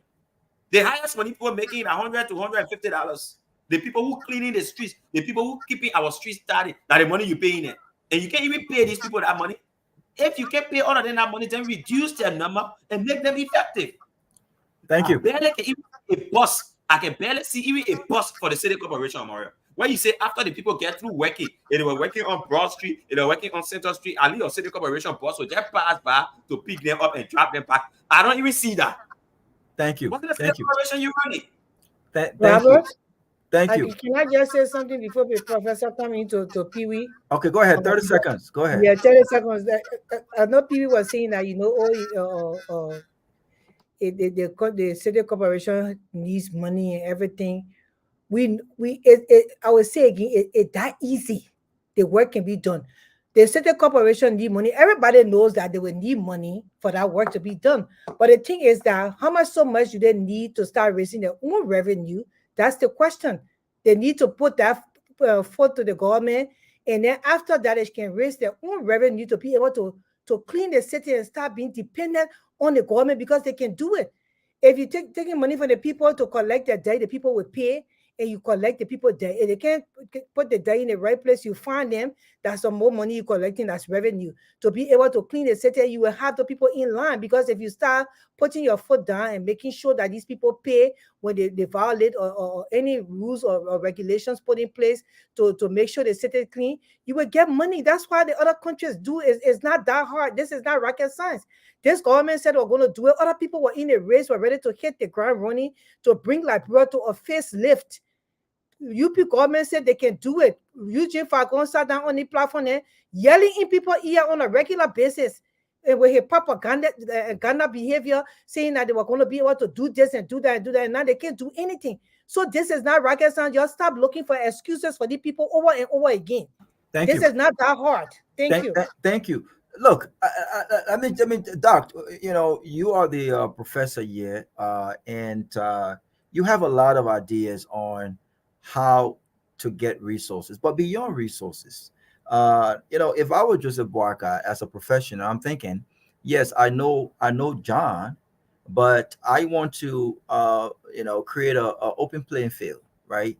I want those who are interested in this mayor role to send me not only their resume, but what are their plans? What are their vision, right? I want to see some plans as to all of the challenges that we know, right? When it comes to resources, what innovative plan do you have to ensure that the city corporation can function on an independent level? Yes, of course, you need government support, but what plans do you have to ensure that you're raising internal funding to add to that support? What plans do you have to address some of the challenges that we've seen under the previous government? I want to see these plans as I go through the vetting process and the interview process to make a determination on who the mayor becomes. Do you think that this whole friendship syndrome with regards to appointing political ministers and in political positions, do you think this is short-term and long-term hurting our development as a country? You see, Robert, the whole issue with your premise is you're making a whole lot of sense. And you can make a whole lot of sense in an environment where the people that don't appreciate people who make sense. That's the problem right there with your premise. Don't make sense in a situation because they say you're crazy. What you just said makes total sense. You will vet the people you put in place to make sure that they have the requisite knowledge and experience to get the job done. You don't do it because they supported you during an election. And I think the other mistake people make is they start believing what politicians say during an election. When you start believing what politicians say, then you open up yourself a disappointment. So that's a problem right there. But look, the issue is complicated because Monrovia wasn't made for the number of people who are living in there right now. The population is 2 to 3 times what it should be. Imagine if you have a shelter, right, where there were 10 people in there, but where that was made for 10 people, but you have about 50 people living in there. No matter what you do, it would be extremely difficult to keep that shelter clean, because all day you'll be running around trying to keep it clean. It would be nearly impossible. Look, it's not just mindset. It also has to do with enforcing the rule of law. I can remember about 30 years ago. In fact, if you ask yourself this question, what is the cleanest city out there right now in terms of in Asia? It's Singapore. People in Singapore take cleanliness serious. If anyone, I don't want to kind of age myself here, but I will. Back in 1994, a young American, he littered and caused a little bit of damage in Singapore because, back in the 90s, people were doing graffiti, a whole lot of stuff. The Singaporean government grabbed him and will give him 6 lashes in public. Bill Clinton got involved. The American people were like, oh, you can't beat a kid like that in public. Singapore said, well, this is what we do when you litter. You see, they took that. Eventually, he got it for 4 lashes. But that's how they took cleaning the city serious. They enforce the rule of law today. Look it up. From the second you end up in what I say called Ching Ching Airport or whatever it is over at Singapore, the city is sparkling clean because they enforce the rule of law. They take care of that. But like you just mentioned, you got people walking around urinating here, grown adults. You see things like that. Nobody is enforcing it. Guess why I say the issue is also complicated. The budget, even though you can say the budget was reduced, 5% here, 10% here, 10 million here, the original budget was a fiasco. They didn't have the ability to raise that money. So by then, even lowering it now, they're trying to keep it realistic. The city doesn't have the kind of money it needs to get certain things done. So what do you need? You need creativity. Let me give you an example. A few years ago, I tried to put together a team. We had people from one of the universities out here who had done work in Bosnia. They were looking to come to Liberia along with my team to take trash, convert it into biofuel, and use it for energy in the city. We reached out to people over there and we told them, look, in fact, the school was the same school that First Lady Jill Biden teaches at, right? So we had people from that school that were willing to work and come down to Liberia. We had the president of the university, all willing to get things done. But there was just not enough leadership on the ground to want to pursue something like that. So it's not just, it has nothing to do with mindset. It's rule of law, enforcing what you have in the books. It's putting competent people in places, like you just mentioned, with innovative ideas to change things around. You need to create jobs to move people out of the city into part of the rural area to reduce the population and the congestion in the city in order to attract tourism into Monrovia. By attracting tourism, you're creating jobs for the younger people. If you don't create jobs for the young people and you start doing some of this nonsense, you're going to end up in a situation in terms of what's taking place like in Kenya right now. Anyone paying attention to Kenya? If people are not paying attention to Kenya, a lot of people in our region are saying Kenya could be somewhat similar to the Arab Spring that took shape over the Middle East and led to the removal of a lot of government. Pay attention to what's happening in Kenya. It is called a leaderless movement because there's no real leader in place, but they've been protesting now for weeks because the president of Kenya, who was just at the White House being honored by Biden, goes back to Kenya and this whole thing blows up in his face. Why? Because he tried to raise taxes. You can't create the kind of revenue in Liberia because the people don't have income taxes to pay. They don't have income to pay taxes on it. So pay close attention. The lack of economic resources, the lack of jobs, the overcrowding, the lack of attention to the rule of law. There are also many elements that are in place right now that is just kind of, is right now, the pot is not boiling over, but it's heating up. It's heating up. And you're not going to attract tourism over to Liberia or Monrovia if you don't clean up the city. That's just a waste of your time, So I think it's very complex. It includes a lot of things, but to your question, it first requires good leadership, good innovative leaders to come in place to try to run that city. Thank you. Good leadership, and I think that's what it requires. Good leadership, not based on friendship, partisanship, and all of the other things that are considered when we make these appointments. So I wish the mayor good luck, and I'm hoping that something changes, because these people need to get paid, and we need to see some changes with regards to the cleanliness of the city. The next topic with regards to these buses that were, I think, what they said, 300 of them, 300 buses were coming to Liberia, and they inspected 2 buses. And so the president, his team met with the folks and inspected these buses, and the president was happy with the inspection and the condition of these buses, to help with the NTA, the National Transport Authority. But we've been hearing different news about these buses. Of course, we know that these buses were used in Ghana. They were acquired in 2016. The Ghanaian government spent millions of dollars to improve public transportation in Ghana. It did not work because people could barely pay the small fee that they were required to pay. And a lot of the folks were saying there should be like what it is in London. And the transport minister said this is not London. It would not work. What works in London will not work in Accra and some of our cities. But I've been hearing that these buses are now being returned back home, back to Ghana. What are your thoughts on these buses? I will start with Sylvester.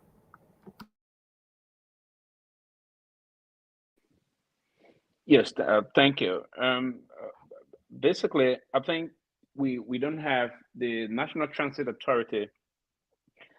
Basically, in the country, we don't really have a kind of a system set. The law we enacted for the National Transit Authority, the way we structure it, is difficult to be successful in carrying news buses, and particularly it happened before, and in many cases, for many decades now, we've not procured our own vehicle. All of the time, most of the buses coming into the country, via some bilateral arrangement. The Indian government, then one of our major partner in donating buses to the National Transit Authority on the most serious note. Like the past successive government, Madam Ellen Johnson Sirleaf, they gave out of buses. Even during the reign of President I can recall the former boss, Bezonga Finde, had to take a trip to India in the negotiation with the first, the Minister of International Relations visited Monrovia, then to send out of buses almost during the Weah administration, close to 60 to 55 to 60 buses came. But yes, what I'm saying is, I think we would need to put into place some strategic management plan again in terms of the legislation we have. So those buses that came into the country, one, they are not brand new buses. Two, these are hybrid buses. You don't have the technical know-how to manage these buses. It will basically give some major problem. And I'm not surprised, because I anticipated this process that would have been a kind of a huge failure. And now if what you say, Mr. Moderator, that they're trying to return those buses is true, then I'm correct. Because I predicted this internally. I said this wouldn't be successful because the structure of the process, even those buses the Indian government sent to us, we started having major problem with them. And that's where the problem came from. When Macaulay administration, it virtually started coming down. So we had close to 60 of those buses. Eventually, before the Weah administration dragging through the elections, we started having some problem. I think we had less than 10 that was that effective. Right. So we need to put into place a structure that will get, and there was a plan from someone at the time say, you either come to the US or go to Germany. There are those German buses, they are standard buses. You procure those buses brand new. They're giving you a standard time that you can take the buses for almost a decade before you start having some major mechanical problem, the rest of that. So the maintenance problem is one. We don't have nothing in the budget to say we haven't money to put in for maintenance and do all those things. All of those things we're going to bring in are going to bring more problem to the country.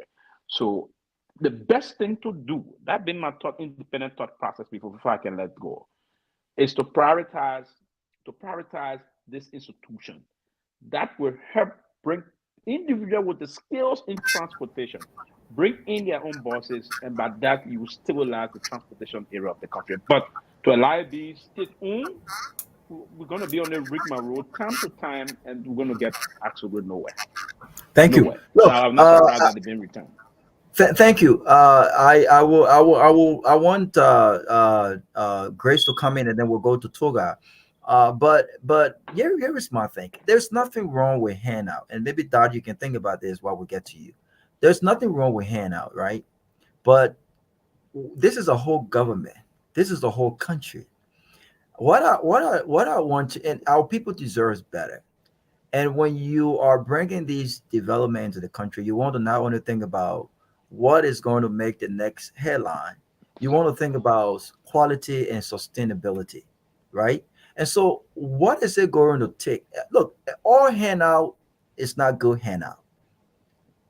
Everything that is given free is not good to be accepted, right?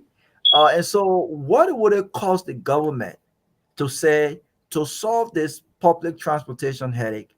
Let's start with getting at least good 10 buses that we can purchase ourselves. How expensive are these buses? As opposed to spending thousands of dollars, having buses, old buses that were abandoned in Ghana, right? Sent to Liberia, spending money to have it inspected, and then having it sent back. I mean, are we just slow? Are we just cheap? Do we not have any pride for ourselves? Because I don't get it. I mean, 300 buses. How good are those buses? What is the quality level on those buses? How long are they going to last? When are we going to start talking about the NTA needing another buses because the engine have broken down on these ones too, right? You got to consider the maintenance as well. I mean, what is going on with us? Do we not have no pride as a country? Do we just embrace embarrassment?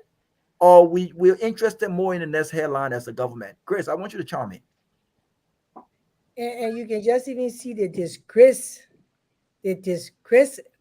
about the buses that came to Liberia. I don't know, y'all were watching the Ghana news, and I was watching it, and the disgrace. I put a video in the background if somebody could play it, because I recorded some of the parts of the rules and stuff like that. But the disgrace concerning the buses, why should we go through all of that just to prove a point?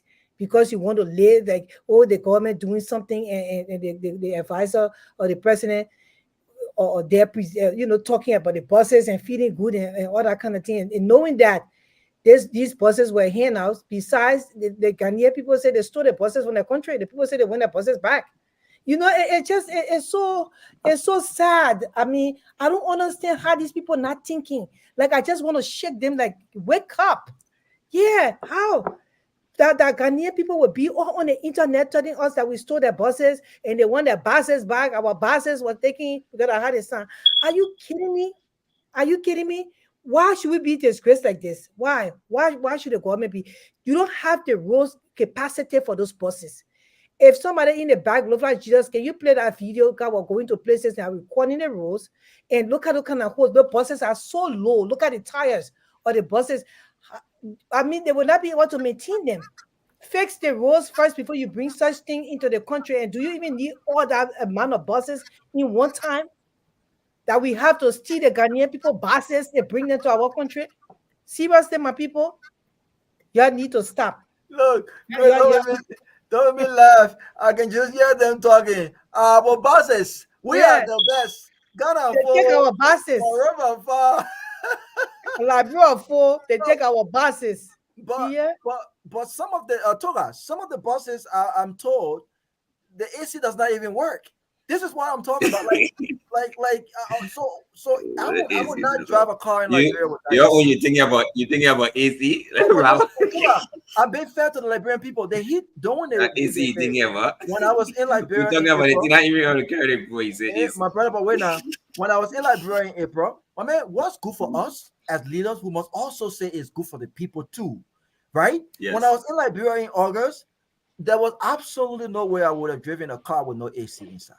So that's no question about it, because you cannot sit in a car.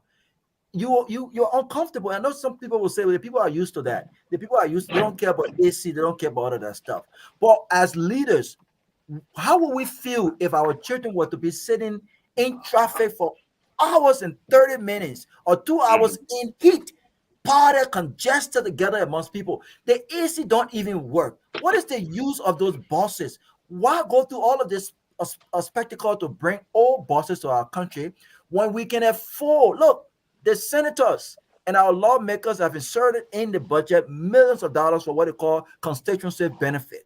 You mean to tell me we can reallocate that fund to ensure we have at least 5 buses that will help with public transportation? What is going on here, my brother? What is wrong with us? Why have we lowered our standards? Do we not know better? What's going on? And you know, for me, like you were talking about the whole AC thing, right? So for me, even the fact that your glasses are up when you're driving, for me, it's more like about security. It's not just about the AC aspect of it, and comfort.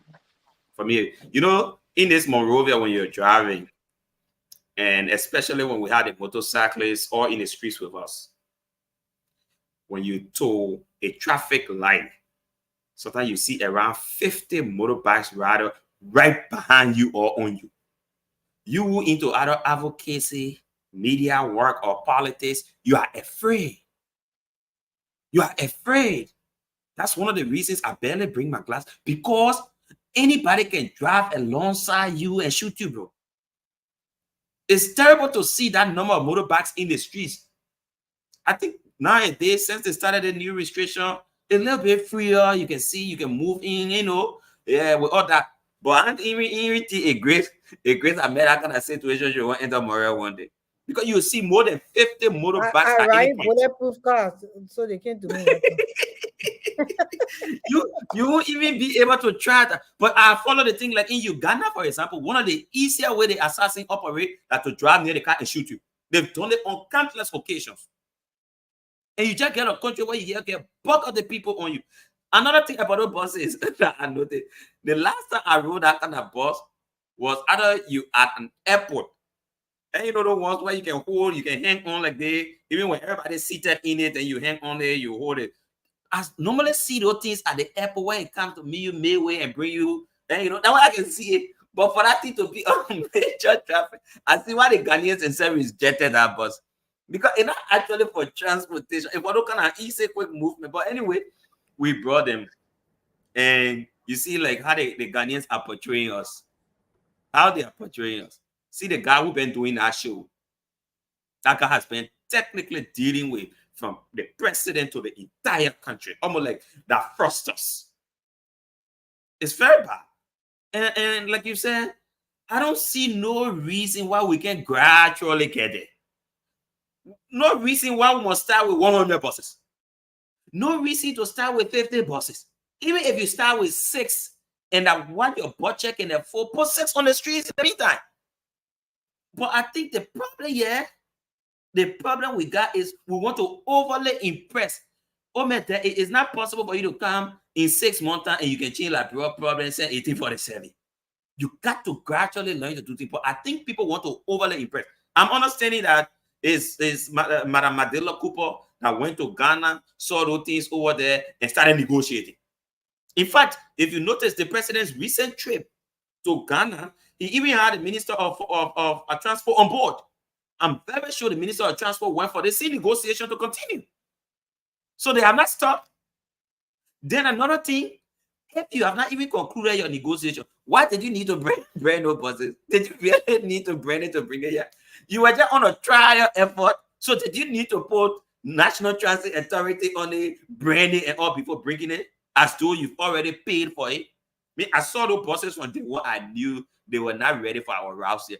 The roads here are terrible. I just saw a video that Grace posted in the chat room for Mario.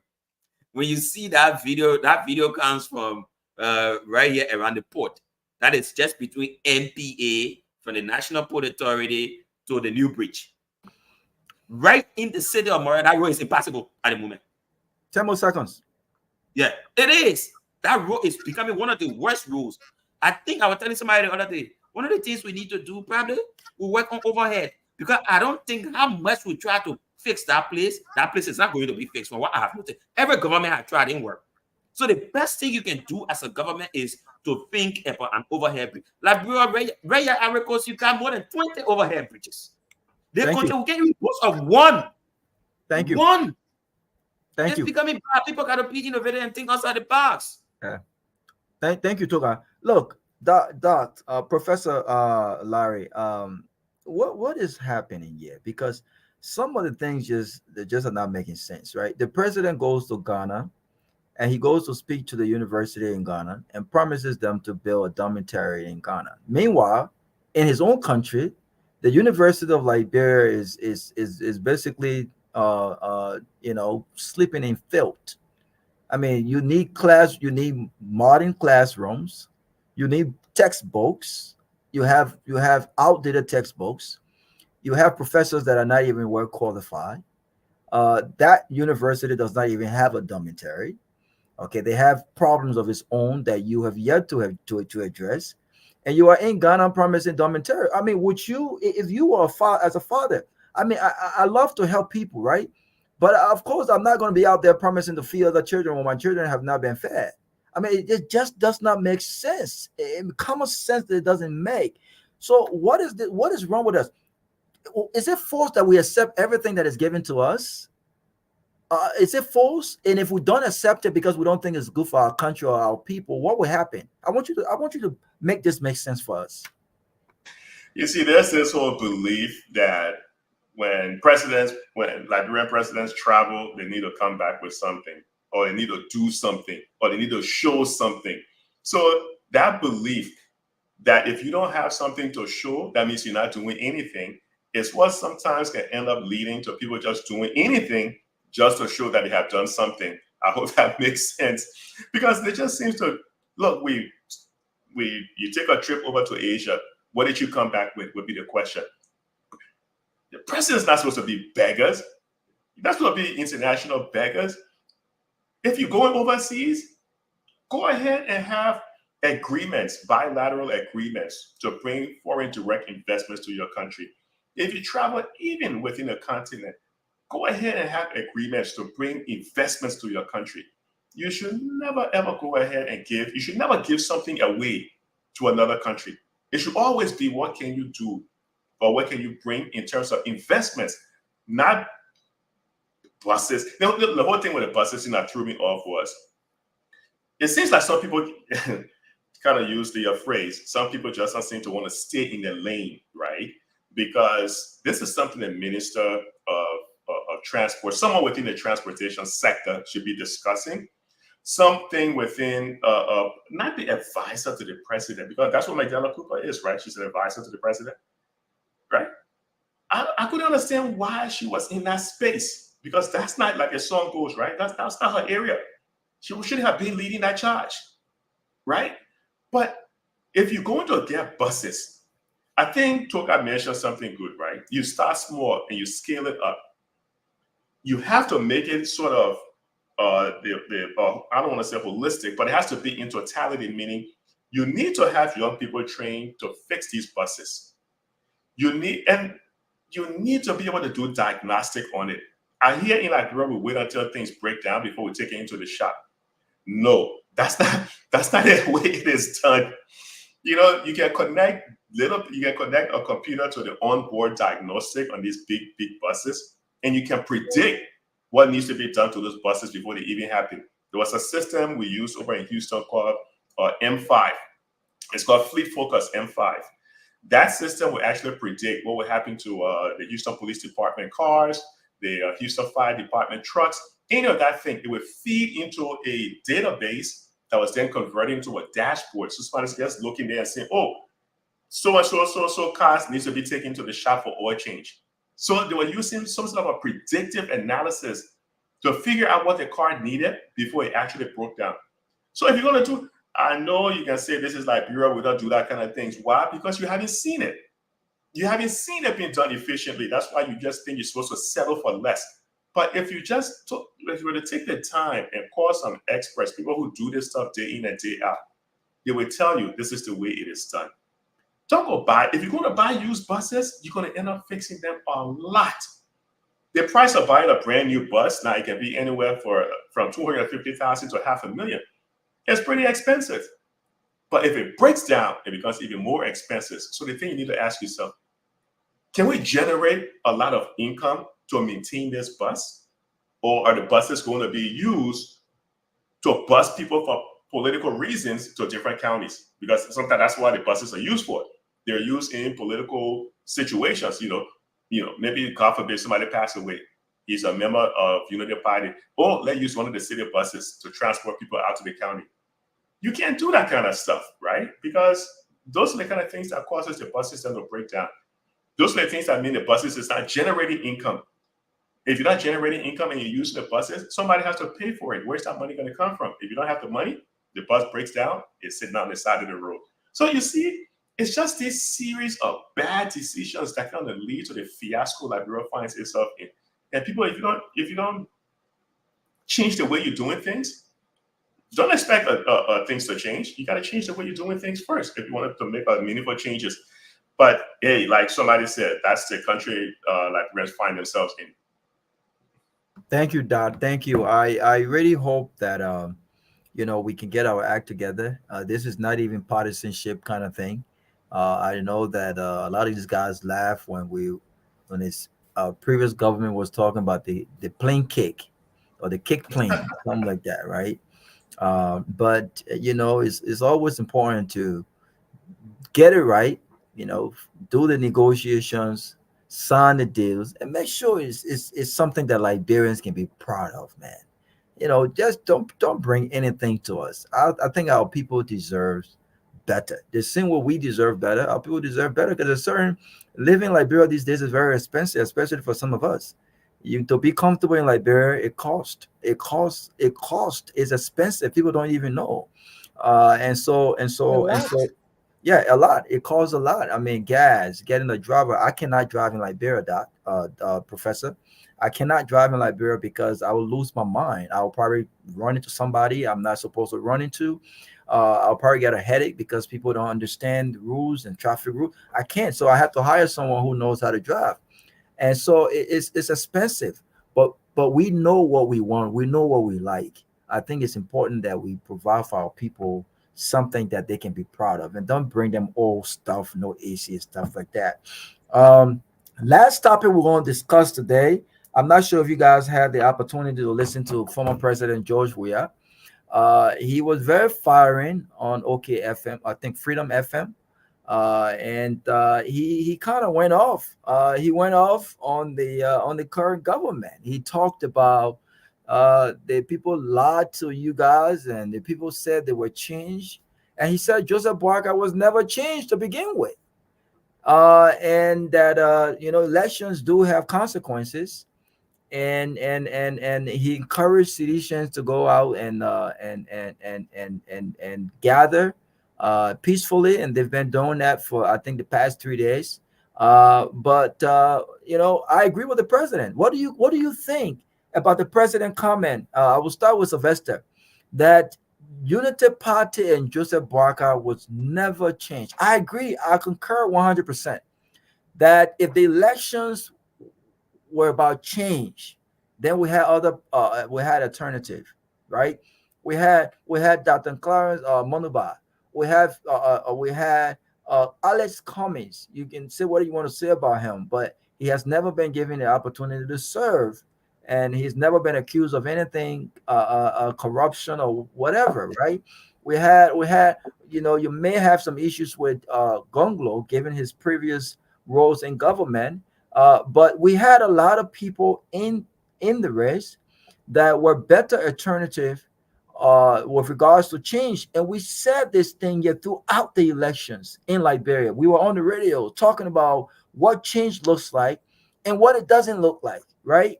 A government who had 12 years to implement all of these things, a government who wasted resources, wasted opportunities. I didn't say those words. Joseph Boakai said, something about squandering opportunities, right? All of the different things that could have been done in those 12 years. And some people can argue whether the man wasn't president. Well, he was an integral part of that administration, right? And so the president saying that the government is not changed. They should respect the rule of law. He said they should respect the rule of law. That's not change, right? Sylvester, do you agree with the president that Joseph Boakai and Unity Party were far from anything that looked like change? and that they're actually displaying what we are anticipated, right? The same old, and business as usual. Do you agree with the president? You're muted, sir.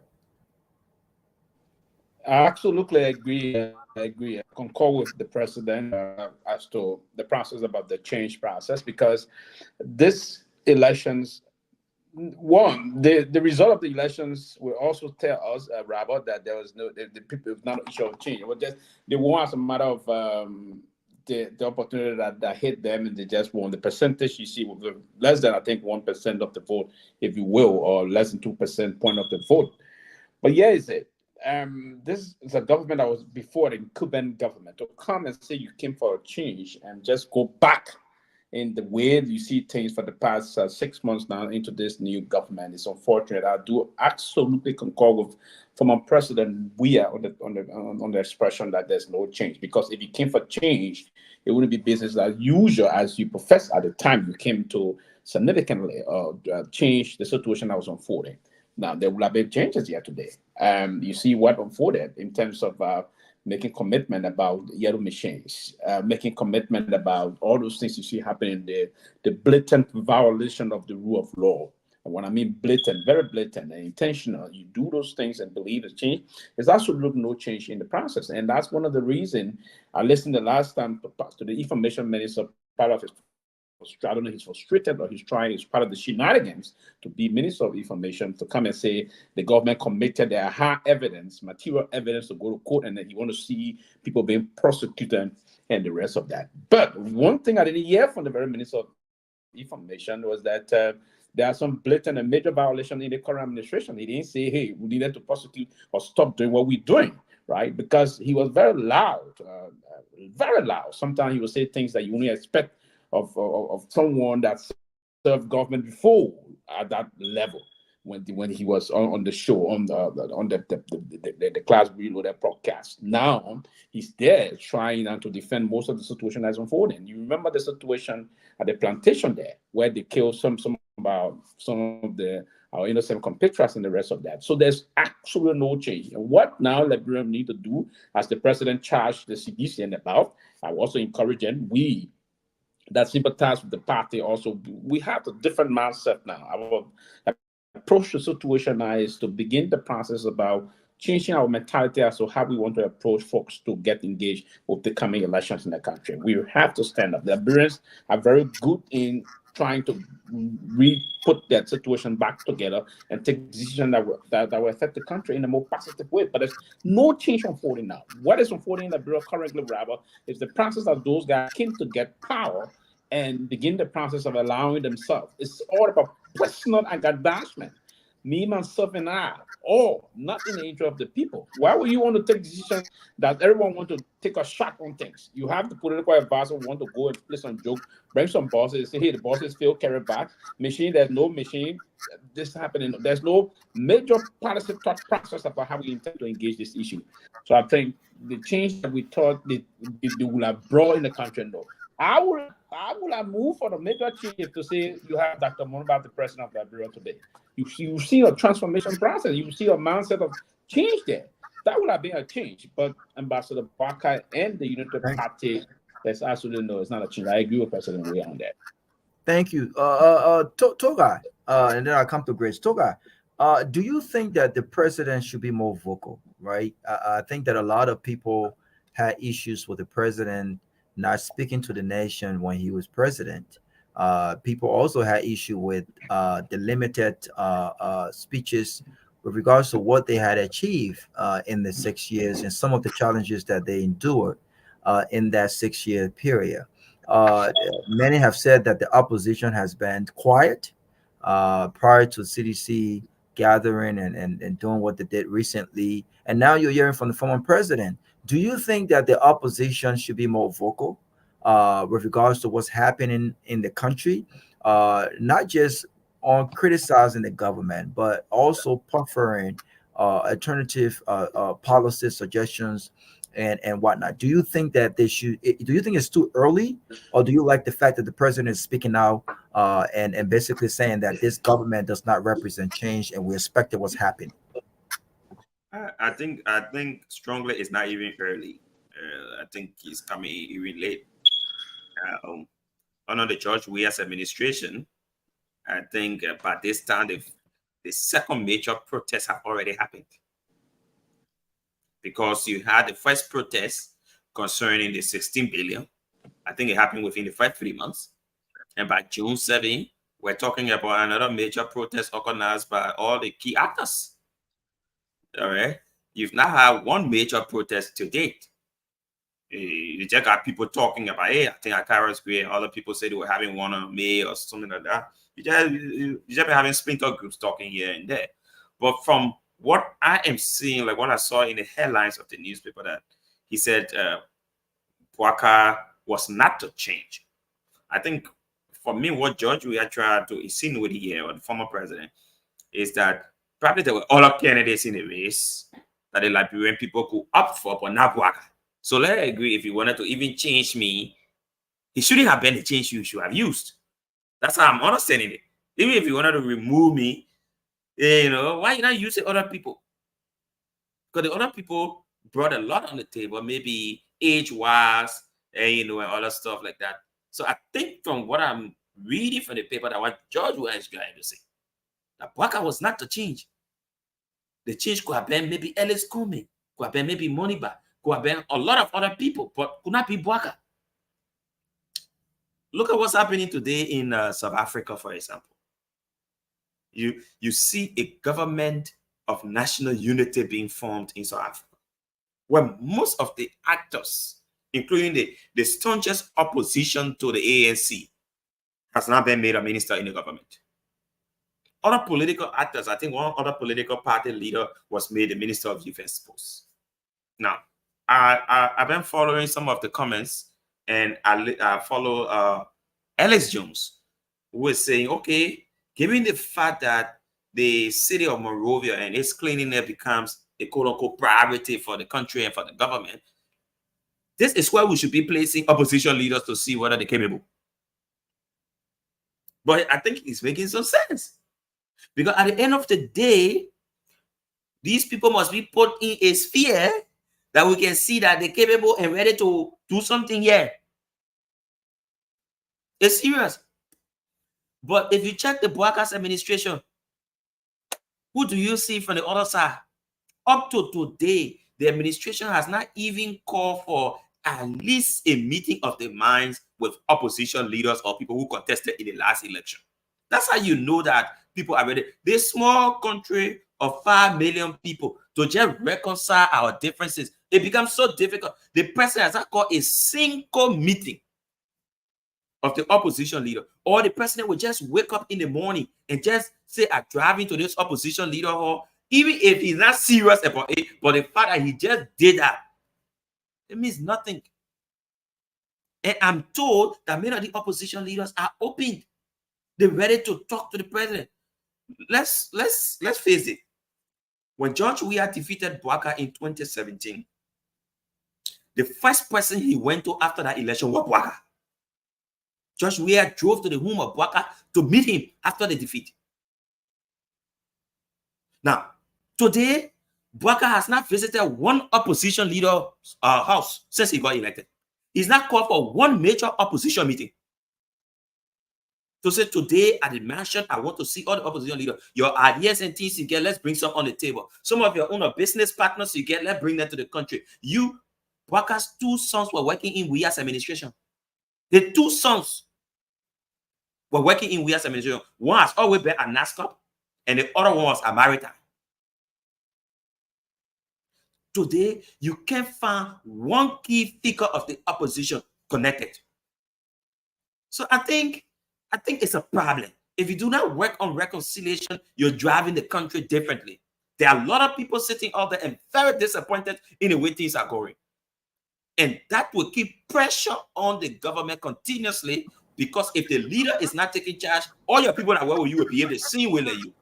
And it's very serious. Thank you. I think you made some salient points. I think you made some salient points. And Heron, in the next, once Grace chime in on this, we'll take a few calls from Liberia. So please start preparing. Heron, I know you You're smarting over there. So start preparing with difficult criteria. Okay, is that okay? No problem. No problem. No Okay, problem. great. So Grace, can you mute yourself? Ain't got to mute him. Yeah, so Grace, I want you to chime in on this. People are talking about your partisan Alex is making some recommendations, My right? policy. Where you coming from with that? Oh, Political leader. I thought Alex is part of the Dr. Clarence Monobai But Who's there that, was, me? why you let the J carry? You won't be that. You won't be that.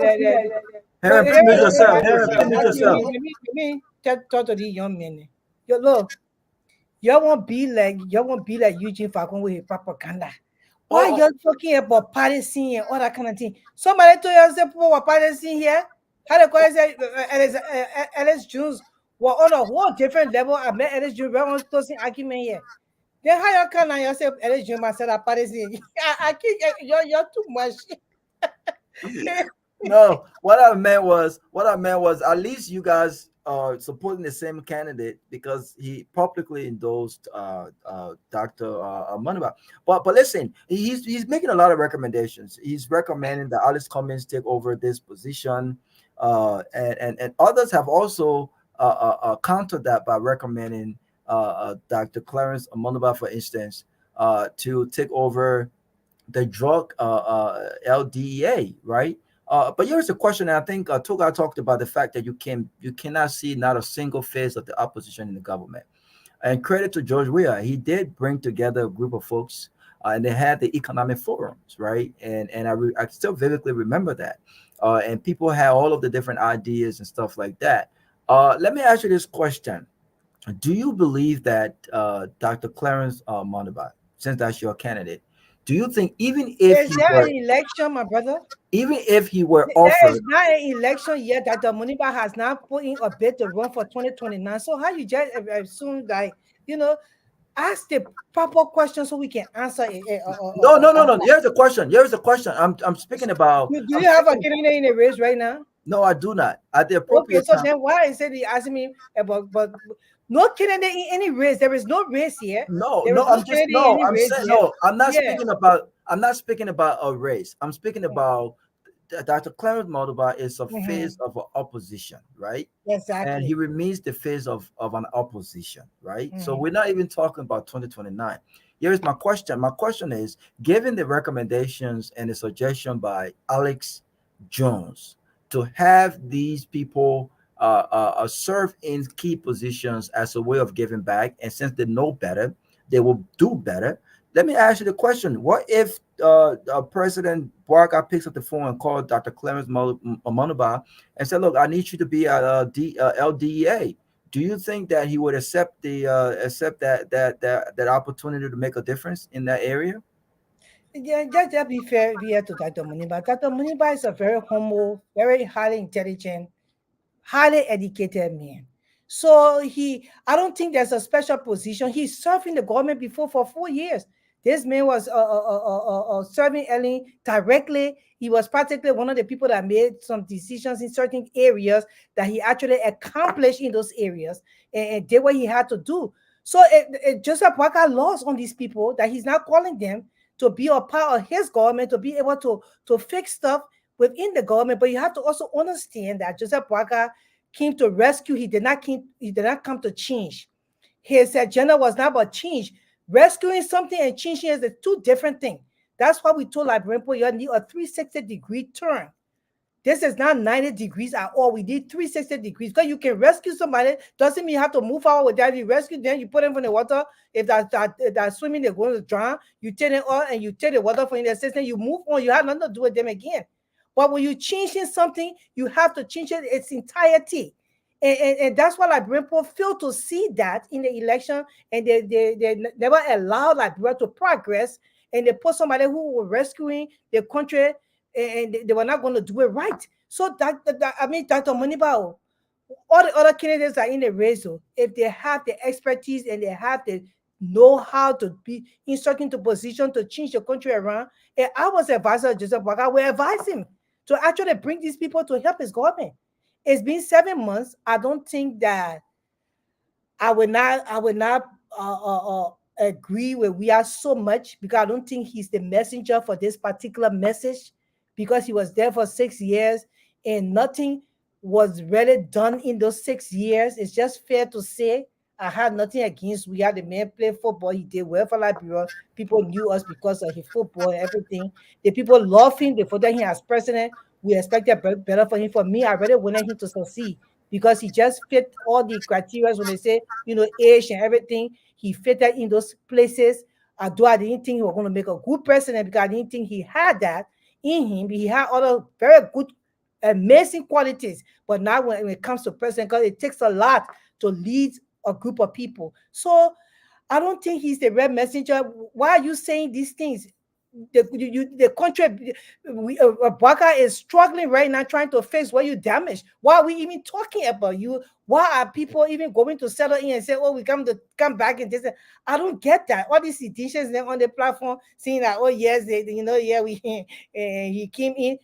We are not talking the last 6 years. They may never did no radio interview. So why are you doing interview right now? We need Liberia to move forward with a whole different direction, change around. And the people that will do it for Liberia. Liberian people need to sink it in their brains right now. It's not going to happen with the two parties. When they come, they need to sit down. The people in Liberia, they are suffering extremely. I was just there and I saw it. Certain places I drove, tears came down my eyes. And certain places I went, I felt it was pitiful to see how the people are going through struggle. So I don't agree with we are talking. I don't agree. Level my own self, just about I was just retired right now. So I just don't want. I want a whole different breed, or a whole different or turn around for Liberia, and that's what I'm looking for. So I don't think he's the right messenger to be talking anything now. Jacob Baga, he proceeded wrongly, my brother. They men started hiring him with friends. He could have done way better. At least he could have rescued something. He hired his friends, a family nepotism is in action, and he don't see the capable people all around him. Around the world, Liberians that are capable to do this job and will make it easier for him since he's an older man. He refused to see that. So right now, Liberia will not, I don't know about Liberia right now, the next 6 years, maybe God will change something, but Liberians, I want to tell them to focus on the election that comes 2029. You guys better do better for yourself and your children, or else your children will be needing that on the table for people to play the chess. Thank you. But please, Heron, prepare yourself. I just want to say this though. I want to play the devil advocate. Yeah. So, but if you say that we need a whole new direction and Joseph Boaga does not represent change, the messenger you may not like, but at least you will concur with the message, right? Because then you agree with the president that Joseph Boaga and Unity Party was never the alternative here. I think that's the point he's making. So even if that meant that if he were not the guy that they wanted to stay because they did not believe he performed well to their expectation, the question is then who were the alternative? Who was the right candidate that reflected and represented change? His argument is that if it wasn't him, then it wasn't Joseph Boaga. And I think we all here will agree that Joseph Boaga is not changed. This is a man who have been in public service for 40-something years. He has record. He has served in other positions. Even during the election, we still did not know what were some of his successes. This is a man who has argued to be the agricultural guru. And even under the agricultural guru, the Ministry of Agriculture was still talking about being self-sufficient in food, right? And the struggle that we're going through with the production of rice in our country, we still don't know a clear policy on that. So I will agree with the president here, Chris. Even if you don't think that George Weah was the candidate, the question is, was Joseph Boaga the change to change things around that you just said? And we all would agree the answer will be a resounding no. Joseph Boaga and Unity Party was never changed. This is the reason why we are where we are right now on all of the key issues, be it the rule of law, right? Look at what's happening in the Turner's position. All of the different issues, be it the city's being dirty. We're still, MCC is still going through the challenges and no vision out there. Everything that we talked about, no change. So I agree with the president. they will not change. So hopefully come 2029, the president said he's coming back 2029, and he's That's gonna what make he his, said. yeah, he said he's gonna make his case. He is coming back. Yes, he's coming back 2029. And again, he's gonna make the case that had he been given a second term like Unity Party was, he would have probably done better, right? And so he's gonna come back. Hopefully now we will have people like Dr. Clarence Maniba, we'll have Alice Cummings, or maybe other superstars that New might people will be coming emerge, in the ranks, yeah. other superstars that might emerge. Hopefully the Liberian people now can say, look, if we don't want Unity Party because they lied to us about being a change and they've done business as usual, if we don't want George Weah, how do we move our country forward? That will be solely on the backs and the brains and the minds of Liberians. We will take some calls and then we'll come back and do our closing arguments. Herring, let's take a few calls from Liberia. Let's interact with the people. Let's see what the people think about the topics today. Over to you. Thank you so kindly, Rabba Agagwa and the rest of the panelists. So to participate on the program tonight, on the closing argument on the Renaissance Radio 96.12 FM. So placing your call to 077701765, 077701765, and then certainly going to be making a case. One thing I'll tell you is that please be to the point or minute per caller. 077701765, 077701765. Colonials, namely.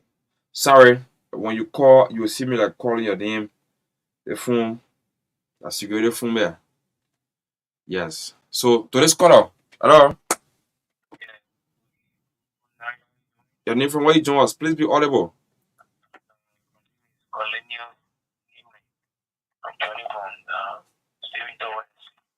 Stephen Tower. Okay, go ahead.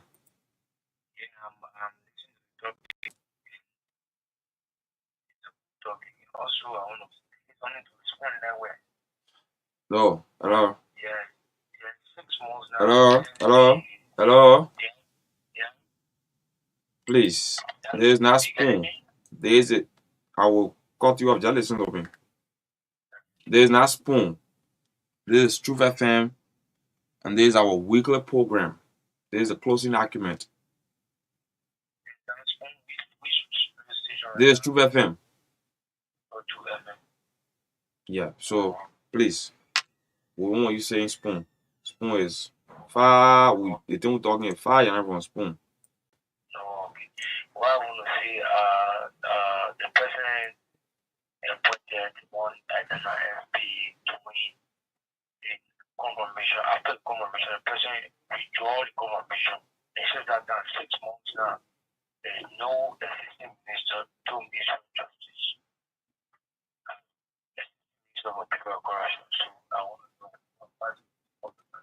Okay. Our panelists will respond to that if they have idea on it. 777017635, 777017635. So what was there all the time is that we when we taking a call, we get people calling in 1, 2, 3, 4 times. So we try to put the phone on a security code. When you call, we'll call you by name. So, Tewon from Soul Clinic, your name from where you join us? How are you? Your name from where you join us? I represent Gilva. You guys are getting? Go ahead. He now professor the change. Who's that? He told our current president. Okay. He told him that the people, the hypocritical truth, because of hypocrisy, hatred, jealousy, envy, they brought him to the limelight. And now we are there accused by our neighbor of being a criminal country or wrong country. We stole a Eurobus from Ghana. Ghanaians are calling for a Eurobus, and Eurobus should go and pin the poor Eurobus at NTA. Ghana don't own NTA, it should go and use it. Liberia has become a country of disgrace. We are in economical mess, economical choir. We are living in a state of hypocritical. Liberia was so ungrateful. I've not seen a stop on the world or president since for 26 years. The development, the untouchable, they can be raised. Or president taking in 6 year development to every part of Liberia with the headquarters in Nimba, those ungrateful the mindset there in humanity. Liberia will go through this kind of economic or non-job because of their evil and envy and hateful decisions they make. Thanks for allowing me to air my view this night.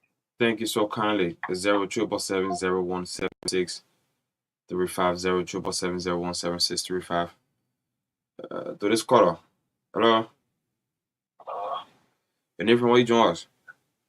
Yeah, this is Brother Cassidy. And I call from Kingsville. Go ahead. Yeah, my brother, we are very disappointed, when it comes to the government, actually. Because for me, I'm from a different angle of another party, but I'm very disappointed. Which on the party? Ikero, quiet party? I'm from the CDC to admit I don't have. Okay. I'm from the CDC to actually admit. Sometimes we hear our people talking, it brings tears to our eyes. 5 years, let's say, for a president to carry on such a development in our country, we have a plan. And if you look all over the place at match, the local money that put in 12 years, the man is building local office rapper by City Hall. All of those development they put, LNA, and what have you, maritime, all those things were constructed. In 5 years, because Corona took the space of the time. See? Okay. So I don't know. The government's really going the wrong way. I don't know. But anyway, Liberian people will speak for themselves. They will see and speak. I don't think the president even need to talk. Yeah. And say that, look. We'll speak, and then certainly we will experience what we were yearning for. 777017635. Then it becomes optional to all camps 2029 to make the rightful decision if you think we are in the wrong path. To this caller. Hello. Your name from where you join us? You have to get away from the monitor. Make your point.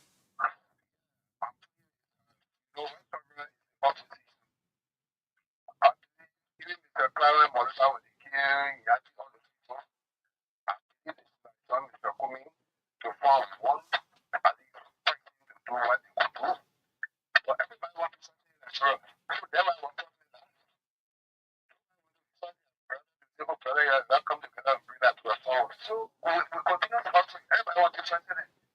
And get the idea what we say don't take off. All the point is like I'm so we're going to pay them. If you know they're gonna make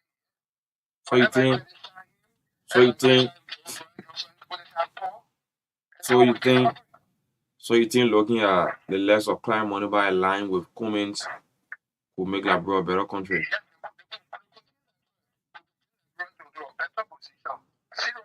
Mount Grace listening to you. I know. You'll react to that. Juba 0010635. So looking at money about going as vice president. To this caller, your name from where you join us? Hello. How are you? I'm good. This is Timothy Hunter calling from Ghanaville. How's Ghanaville?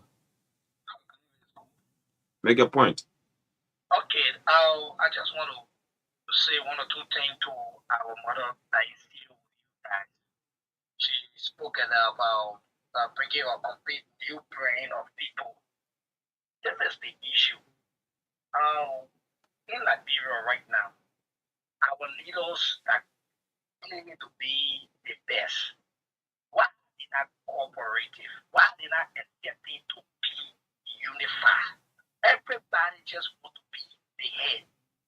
Today now in Liberia, we are looking at Ambassador Bwaka, Ambassador George Weah. They took times to win the people's mind. The only way now you can say I will win this people's mind, you have to take time. So for respect's sake, can we say President Bwaka and then Ambassador Weah? Can we say so? Yeah. Thank you for the correction. Okay. President Boaga and Ambassador Weah. Okay. Yeah. So these guys need to come around who need to have a good opposition. That's the case. Maybe you could be the best candidate suited for any primary, then you can move on. But everybody worry on the bad way, I don't think we move forward. This is my case with her. I just wanted to be able to understand. It's not about sitting on the radio, coming to La Bruce, all stage, like you feel bad, you wanted to cry. You can't help. What are we doing? Those up there when they come, then Mr. Moduba. Yeah, he's a sound man, great. But he needs to play with people. They're coming. The all candidates come with that. It can be a valuable coalition. Okay. 770-17635. Looking at the legs of Cummings and Clarence Moniba, that would be a good face for Liberia. Who going to be the lead? Who going to be the head? 770-17635. Eman Bag. How are you?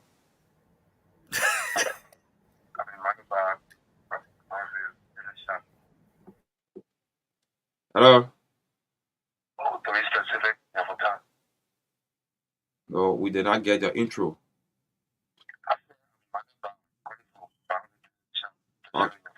Okay, make your point.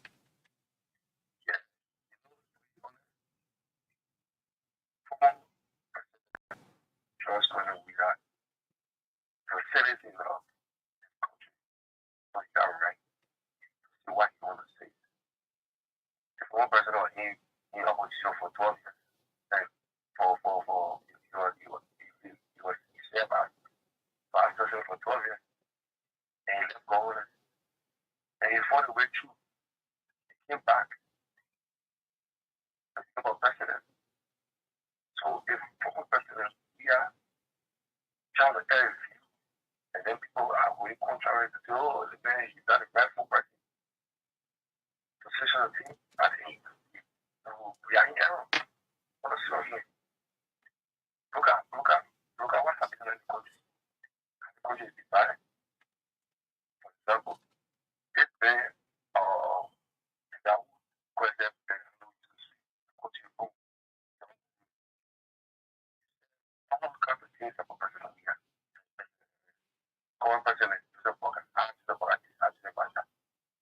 down for the second one for like 2 years. It was not a grateful person. I think that he would choose it. So how do you continue to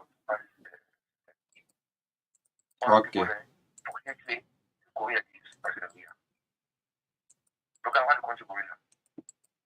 Yeah, that's it. So you make okay. Thank you. It's bad. Aaron, let's take one more. Can we say two? Let's just take two and then we'll Okay. yeah. So 770-17635, 770-17635. So that's it. If we think we made a mistake, it is not too late. 2029 we can take a careful decision looking at lengths of Cummings, Moniba, or looking at Moniba Cummings for who's going to be the head. And it could be a great comeback for the coalition, the Congress for Democratic Change, CDC. It could still be a great comeback, but it's optional to us, right? So that's it. 770-17635. To this caller. Hello. Can you remember what you doing?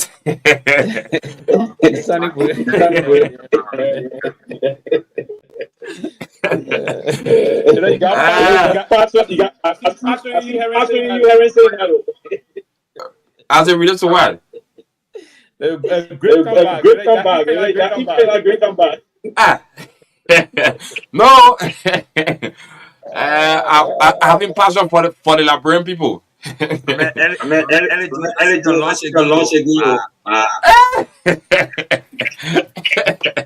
Zero triple 7013635. Look at legs of Clarence Moniba. Look at legs of let me say this. I see too many people. The text messages. There are too many people saying Moniba should be the head. Cummings should come, but people say Cummings have stayed on in the space, so Cummings should take the lead.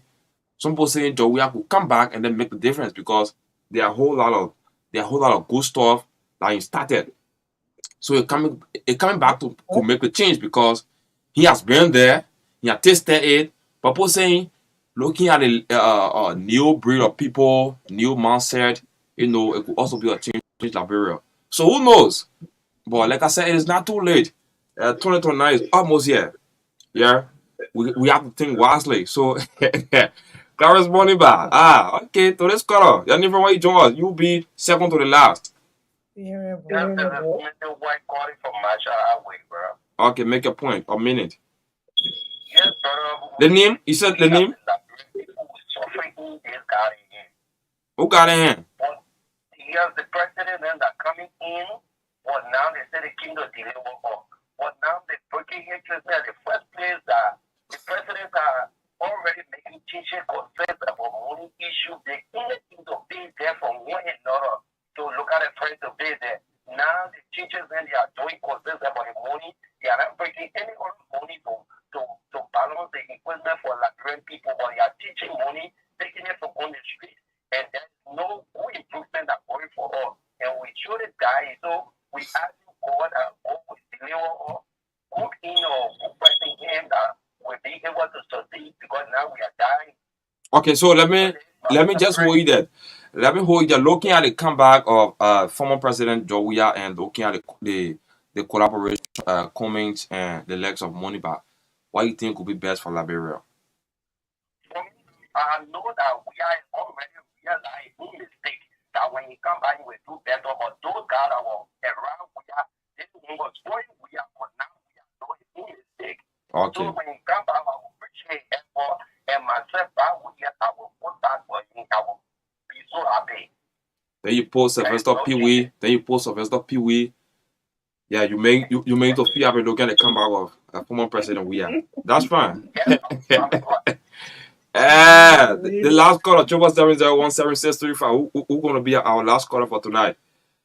To this caller. Hello, any from where you join us?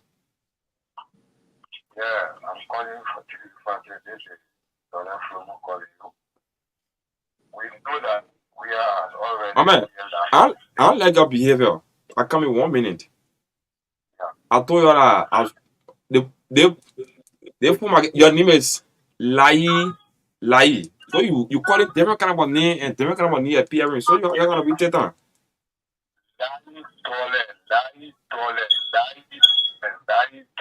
Well, you call different kind of name, so you know. Oh, I said Dai Tole.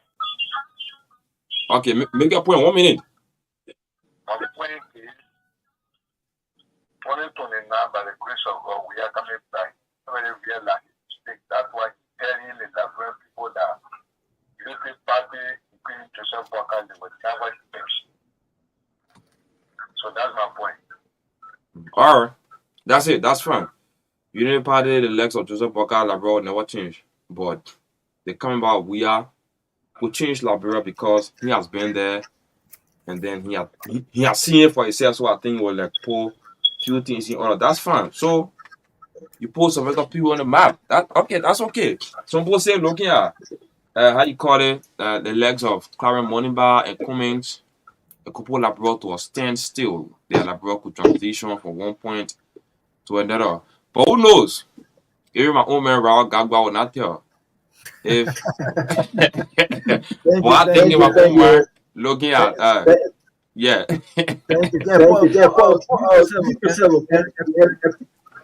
Thank you, sir. Listen, now that we got the callers to participate. We heard a lot of stuff. We heard a lot of stuff about, the politics and what's going on. So I think we'll close on this note. One thing that was very interesting that I heard just now was that some of the callers said that they will gladly welcome Weah back. They said Weah was not the problem, but those around Weah was the problem, right?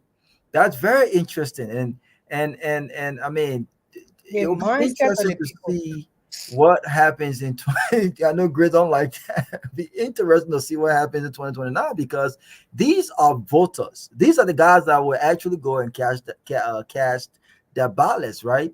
to hear people saying, and people, and not just that caller, a lot of callers that you speak to will say, I will have no problem re-electing George Weah. Remember, the elections were very, very close. He won in the first round and got defeated by a few votes in the runoff. Right?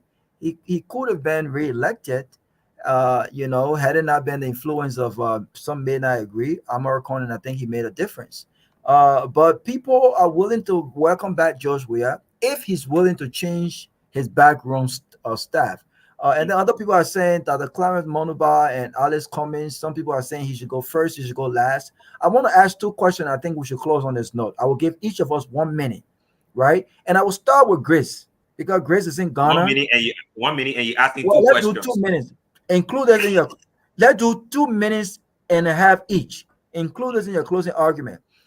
2 minutes and a half. Grace, what do you think about this whole thing about George Weah being welcomed back on grounds that he changed his background staff? 1 and 2, if any situation came up where there was this team with Alice Cummings and Clarence Monuba, would you accept if Clarence Monuba were to go as number 2 under Alice Cummings to form a strong team in 2029 on the message of change? Would you accept that?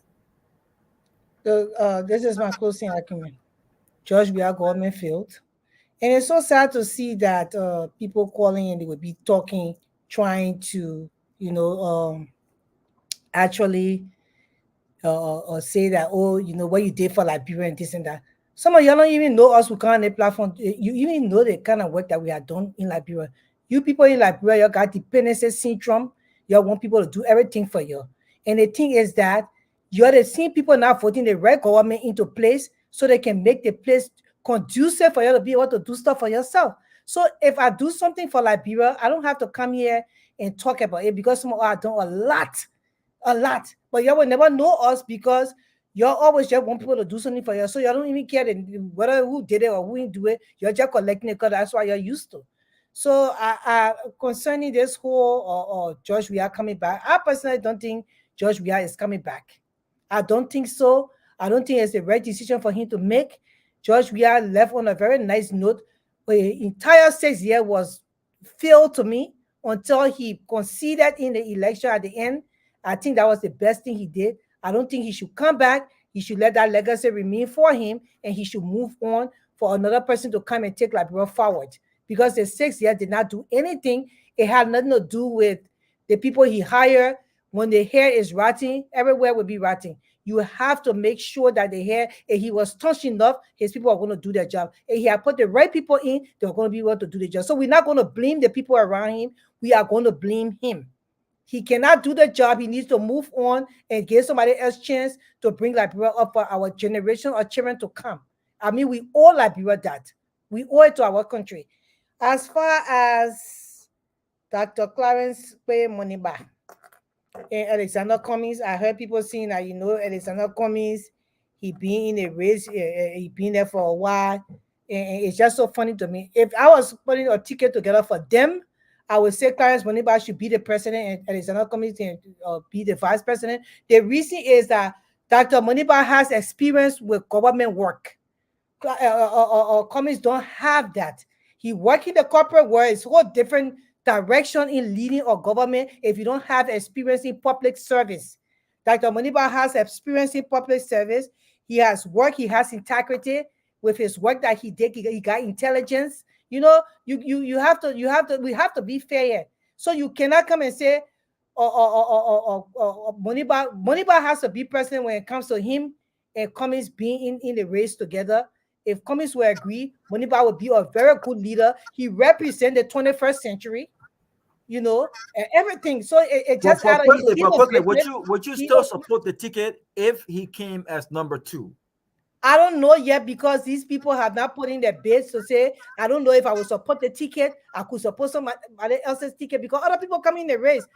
I don't know. But I'm just saying if they had one of the both of them going, I would choose Dr. Monuba to be the president to lead the ticket because he has the experience and everything on his belt and he will be able to move like Liberia forward. He work in public service. He worked internationally in public service. He worked in Liberia in public service. He gave it. He lived in Liberia for 12 years. Everything he owns is in Liberia. He has nothing out here. His the passion and love he has for the country is great. He left everything he was doing where he could make thousands of dollars, and he left those things and came to Liberia to work. So let's give where it belongs. It's just a fair thing for him to lead the ticket. That's Thank it. you. He's just gonna, Let's go to Toga. Toga. I mean, it's not strange that we're already talking about 2029. These conversations will get, it will be heated more talks about what's going to happen, forming collaborations and things like that.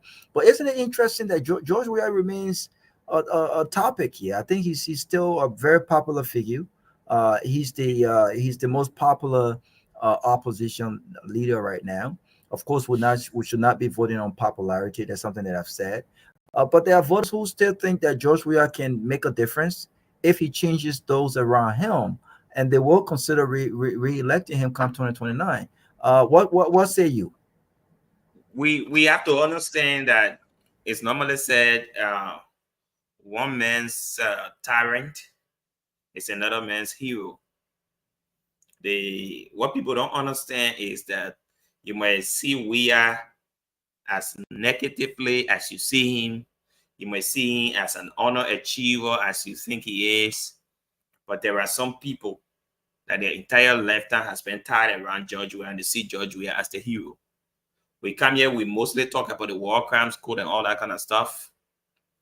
But like as many of us who want maybe Prince Johnson and most of these actors of our war prosecuted, there are people out there who see them as heroes amongst them.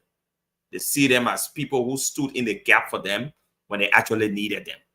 So you see, we all see these things differently. What I don't buy into is for someone to see an adult and think that that adult is being misled by people around him. I don't take that. Okay, we are mostly our own people. Being president of Liberia was not the only leadership role that George Weah had. George Weah served as captain of a national team. George Weah served a lot of teams in Europe. To be, I mean, a superstar player, you normally work with a team of people. All right, I had an interview once with the guy from Ghana, Michael Essien, and I remember just to do that one interview with Michael Essien, I had to speak to more than 10 people around Michael Essien before I finally talked to Michael Essien. So there are a lot of people that you work with. So you don't George Weah just did not come to run a country to say it's the first time that he's sitting in a leadership role. So my issue is to say that, okay, the people that were around George Weah, they didn't want to mislead George Weah. I think George Weah is somebody of his own mind. If Bouaka fails tomorrow, we will not be saying here that the people that were around Bouaka, that they want to make Bouaka to fail. No. Bouaka has been in politics for the last 40 to 42 years. Nobody has to tell Bouaka how to run government. If Bouaka does not understand that to run a country, he needs to bring people around the table. Nobody has to tell him that. If Bouaka does not understand that to run a country, to get bosses, he needs to get O1 from Ghana. Nobody has to tell Bouaka that. Bouaka been running country.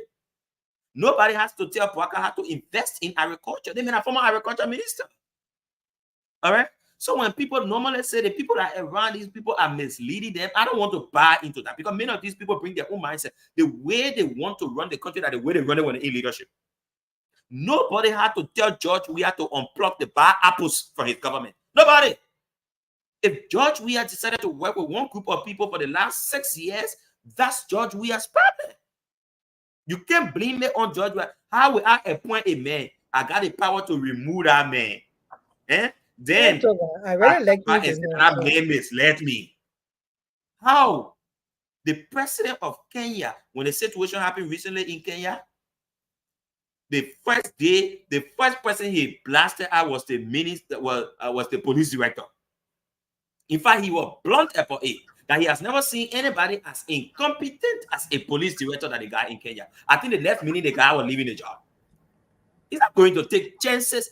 Yeah, we take chances with people because they connected to us, that our friend from way back, that our family, that our Allah. So we don't want to tell them. Then at the end of the day, we say the people that were around the man, they don't want to make a man to be the way they know. George Weah is his own man. George Weah has been around this country and around politics and around everything you can think about leadership for a long time. Nobody had to mislead him. Thank you. He was never misled. He misled himself. And just lastly, Amen. many Liberians, just lastly, please, I beg you. Many Liberians will also Great thing. they want me. Some success stories of George Weah. Take for example, if you can't right now, I will try to find that photograph and put it in the chat. You will see around ERWA Junction, the entire road that is now being completed by the Boakas administration. You know what people are posting about it? That George Weah project. Today, if you finish a road from here to RRA, even though George Weah did not cross it, maybe after how you call it, Marshall or so, but George Weah initiated between ERWA Junction to RRA. Even if Boaka finishes that road, it will be George Weah's legacy. So the Liberian people will be voting on some of the things they see Boaka finishing, but Weah, because Boaka has not even started his own game plan. We need to see Boaka's game plan. I'm understanding somebody is not about to face the rescue agenda. They're now preparing what the whole rescue mission, the arrest agenda, what the whole arrest agenda is. They just crafting it after 6 months. They just being crafted. Everything plan they're working on that job we are playing. Thank you. That's what we're working on too. Thank you. And that the Liberian people, they may never even had a play. Into power. Let's give Sylvester. Talking about you. Let's get Sylvester. The guys gotta go. The guys gotta go. Let's get Sylvester his 2 minutes. Sylvester, the president remains a headline topic in 2029, and we are literally 5 years and some months from 2029. And some callers are saying we will welcome George Weah back if he changes his background staff. Do you concur with Toga that the background staff is George Weah's decision and the buck stops with him, and that should not be an excuse? And what say you about that? And would you support Alice Cummings and Dr. Clarence Monubah ticket? And I want you to answer this question: what would be the basis of your support based on who had the ticket? Who would you prefer to head the ticket? Thank you, sir. Go ahead. Thank you. Quite frankly, I concur with the callers about the issue about and Toga, the surrounding of the president, and one of those that I supported President Weah at the past election, and I believe I don't regret the decision that I took, Robert. But I agree clearly that for Weah to bounce back, he will have to be very effective in taking some very firm decisions, and those decisions will have to come around like certain people around him. And in recent times, some of them been posting around him again. In some line that I was trying to, for instance, we had some serious problem with our foreign partisan process, and we thought the president would have taken some decision to clear that issue. But he was a lot of other areas, and I believe I agree with what he said about the current president was not to change, but I do agree also for him to make a pivot or to get himself re-catapulted into the executive mansion. You have to take those decisions that would warrant the leader taking a very firm decision. And I'm very honest about that. My support to President Weah, whosoever that we think that we have to defeat President Boakai come 2029, we have to be very clear. I'm thinking from a different perspective. I was considering also putting my bit on my own bit in tried connecting and networking with Grace to see how we can start talking to Dr. Monubah to see some possibility of us networking here. But I'm very firm here. I will also coalesce behind any individual that will have to bring the transformation thought process about to move the country forward. That's what I'm going to do. I'm going to coalesce behind that person.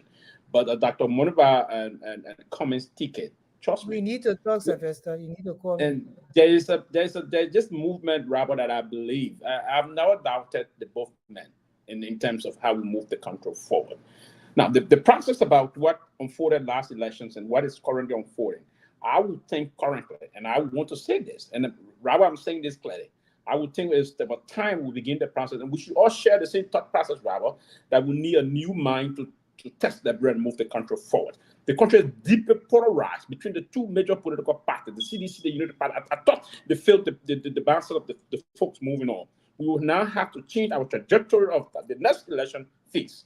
I would love to be clear.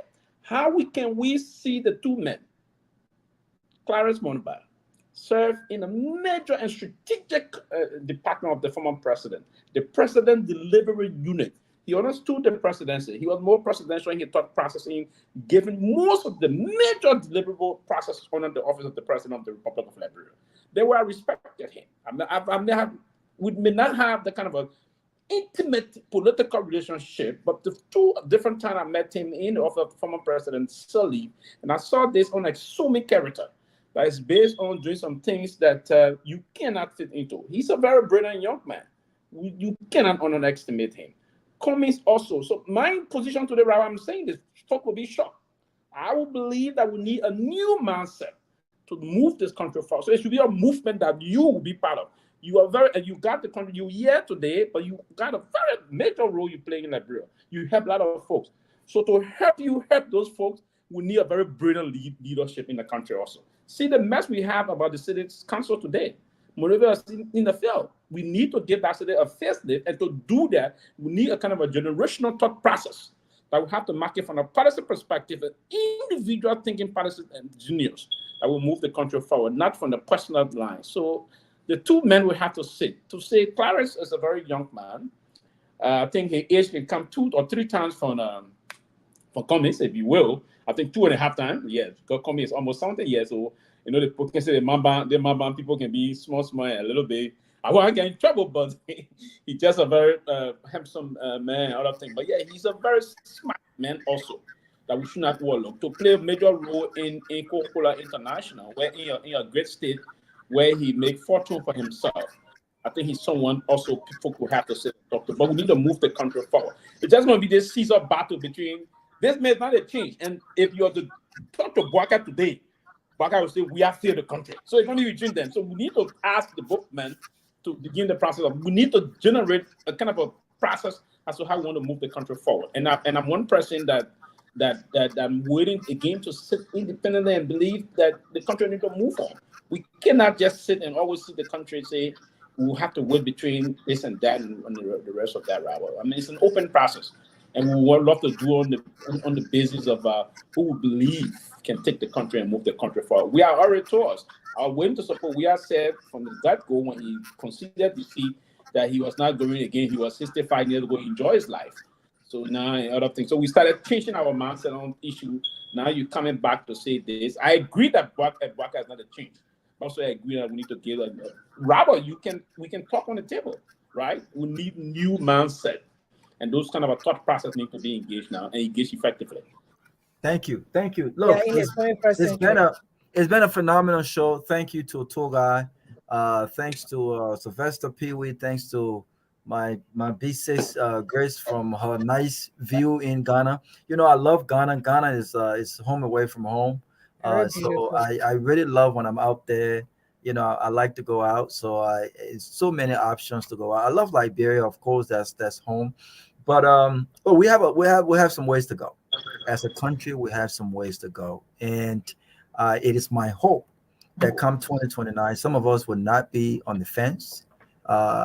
We you know, I don't like this whole support to individuals.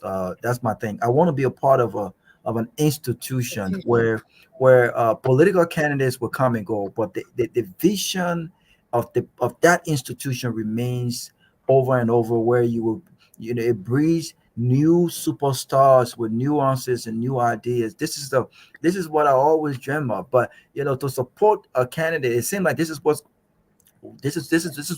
it's going to have to happen, right? But we were hoping that you have a long time.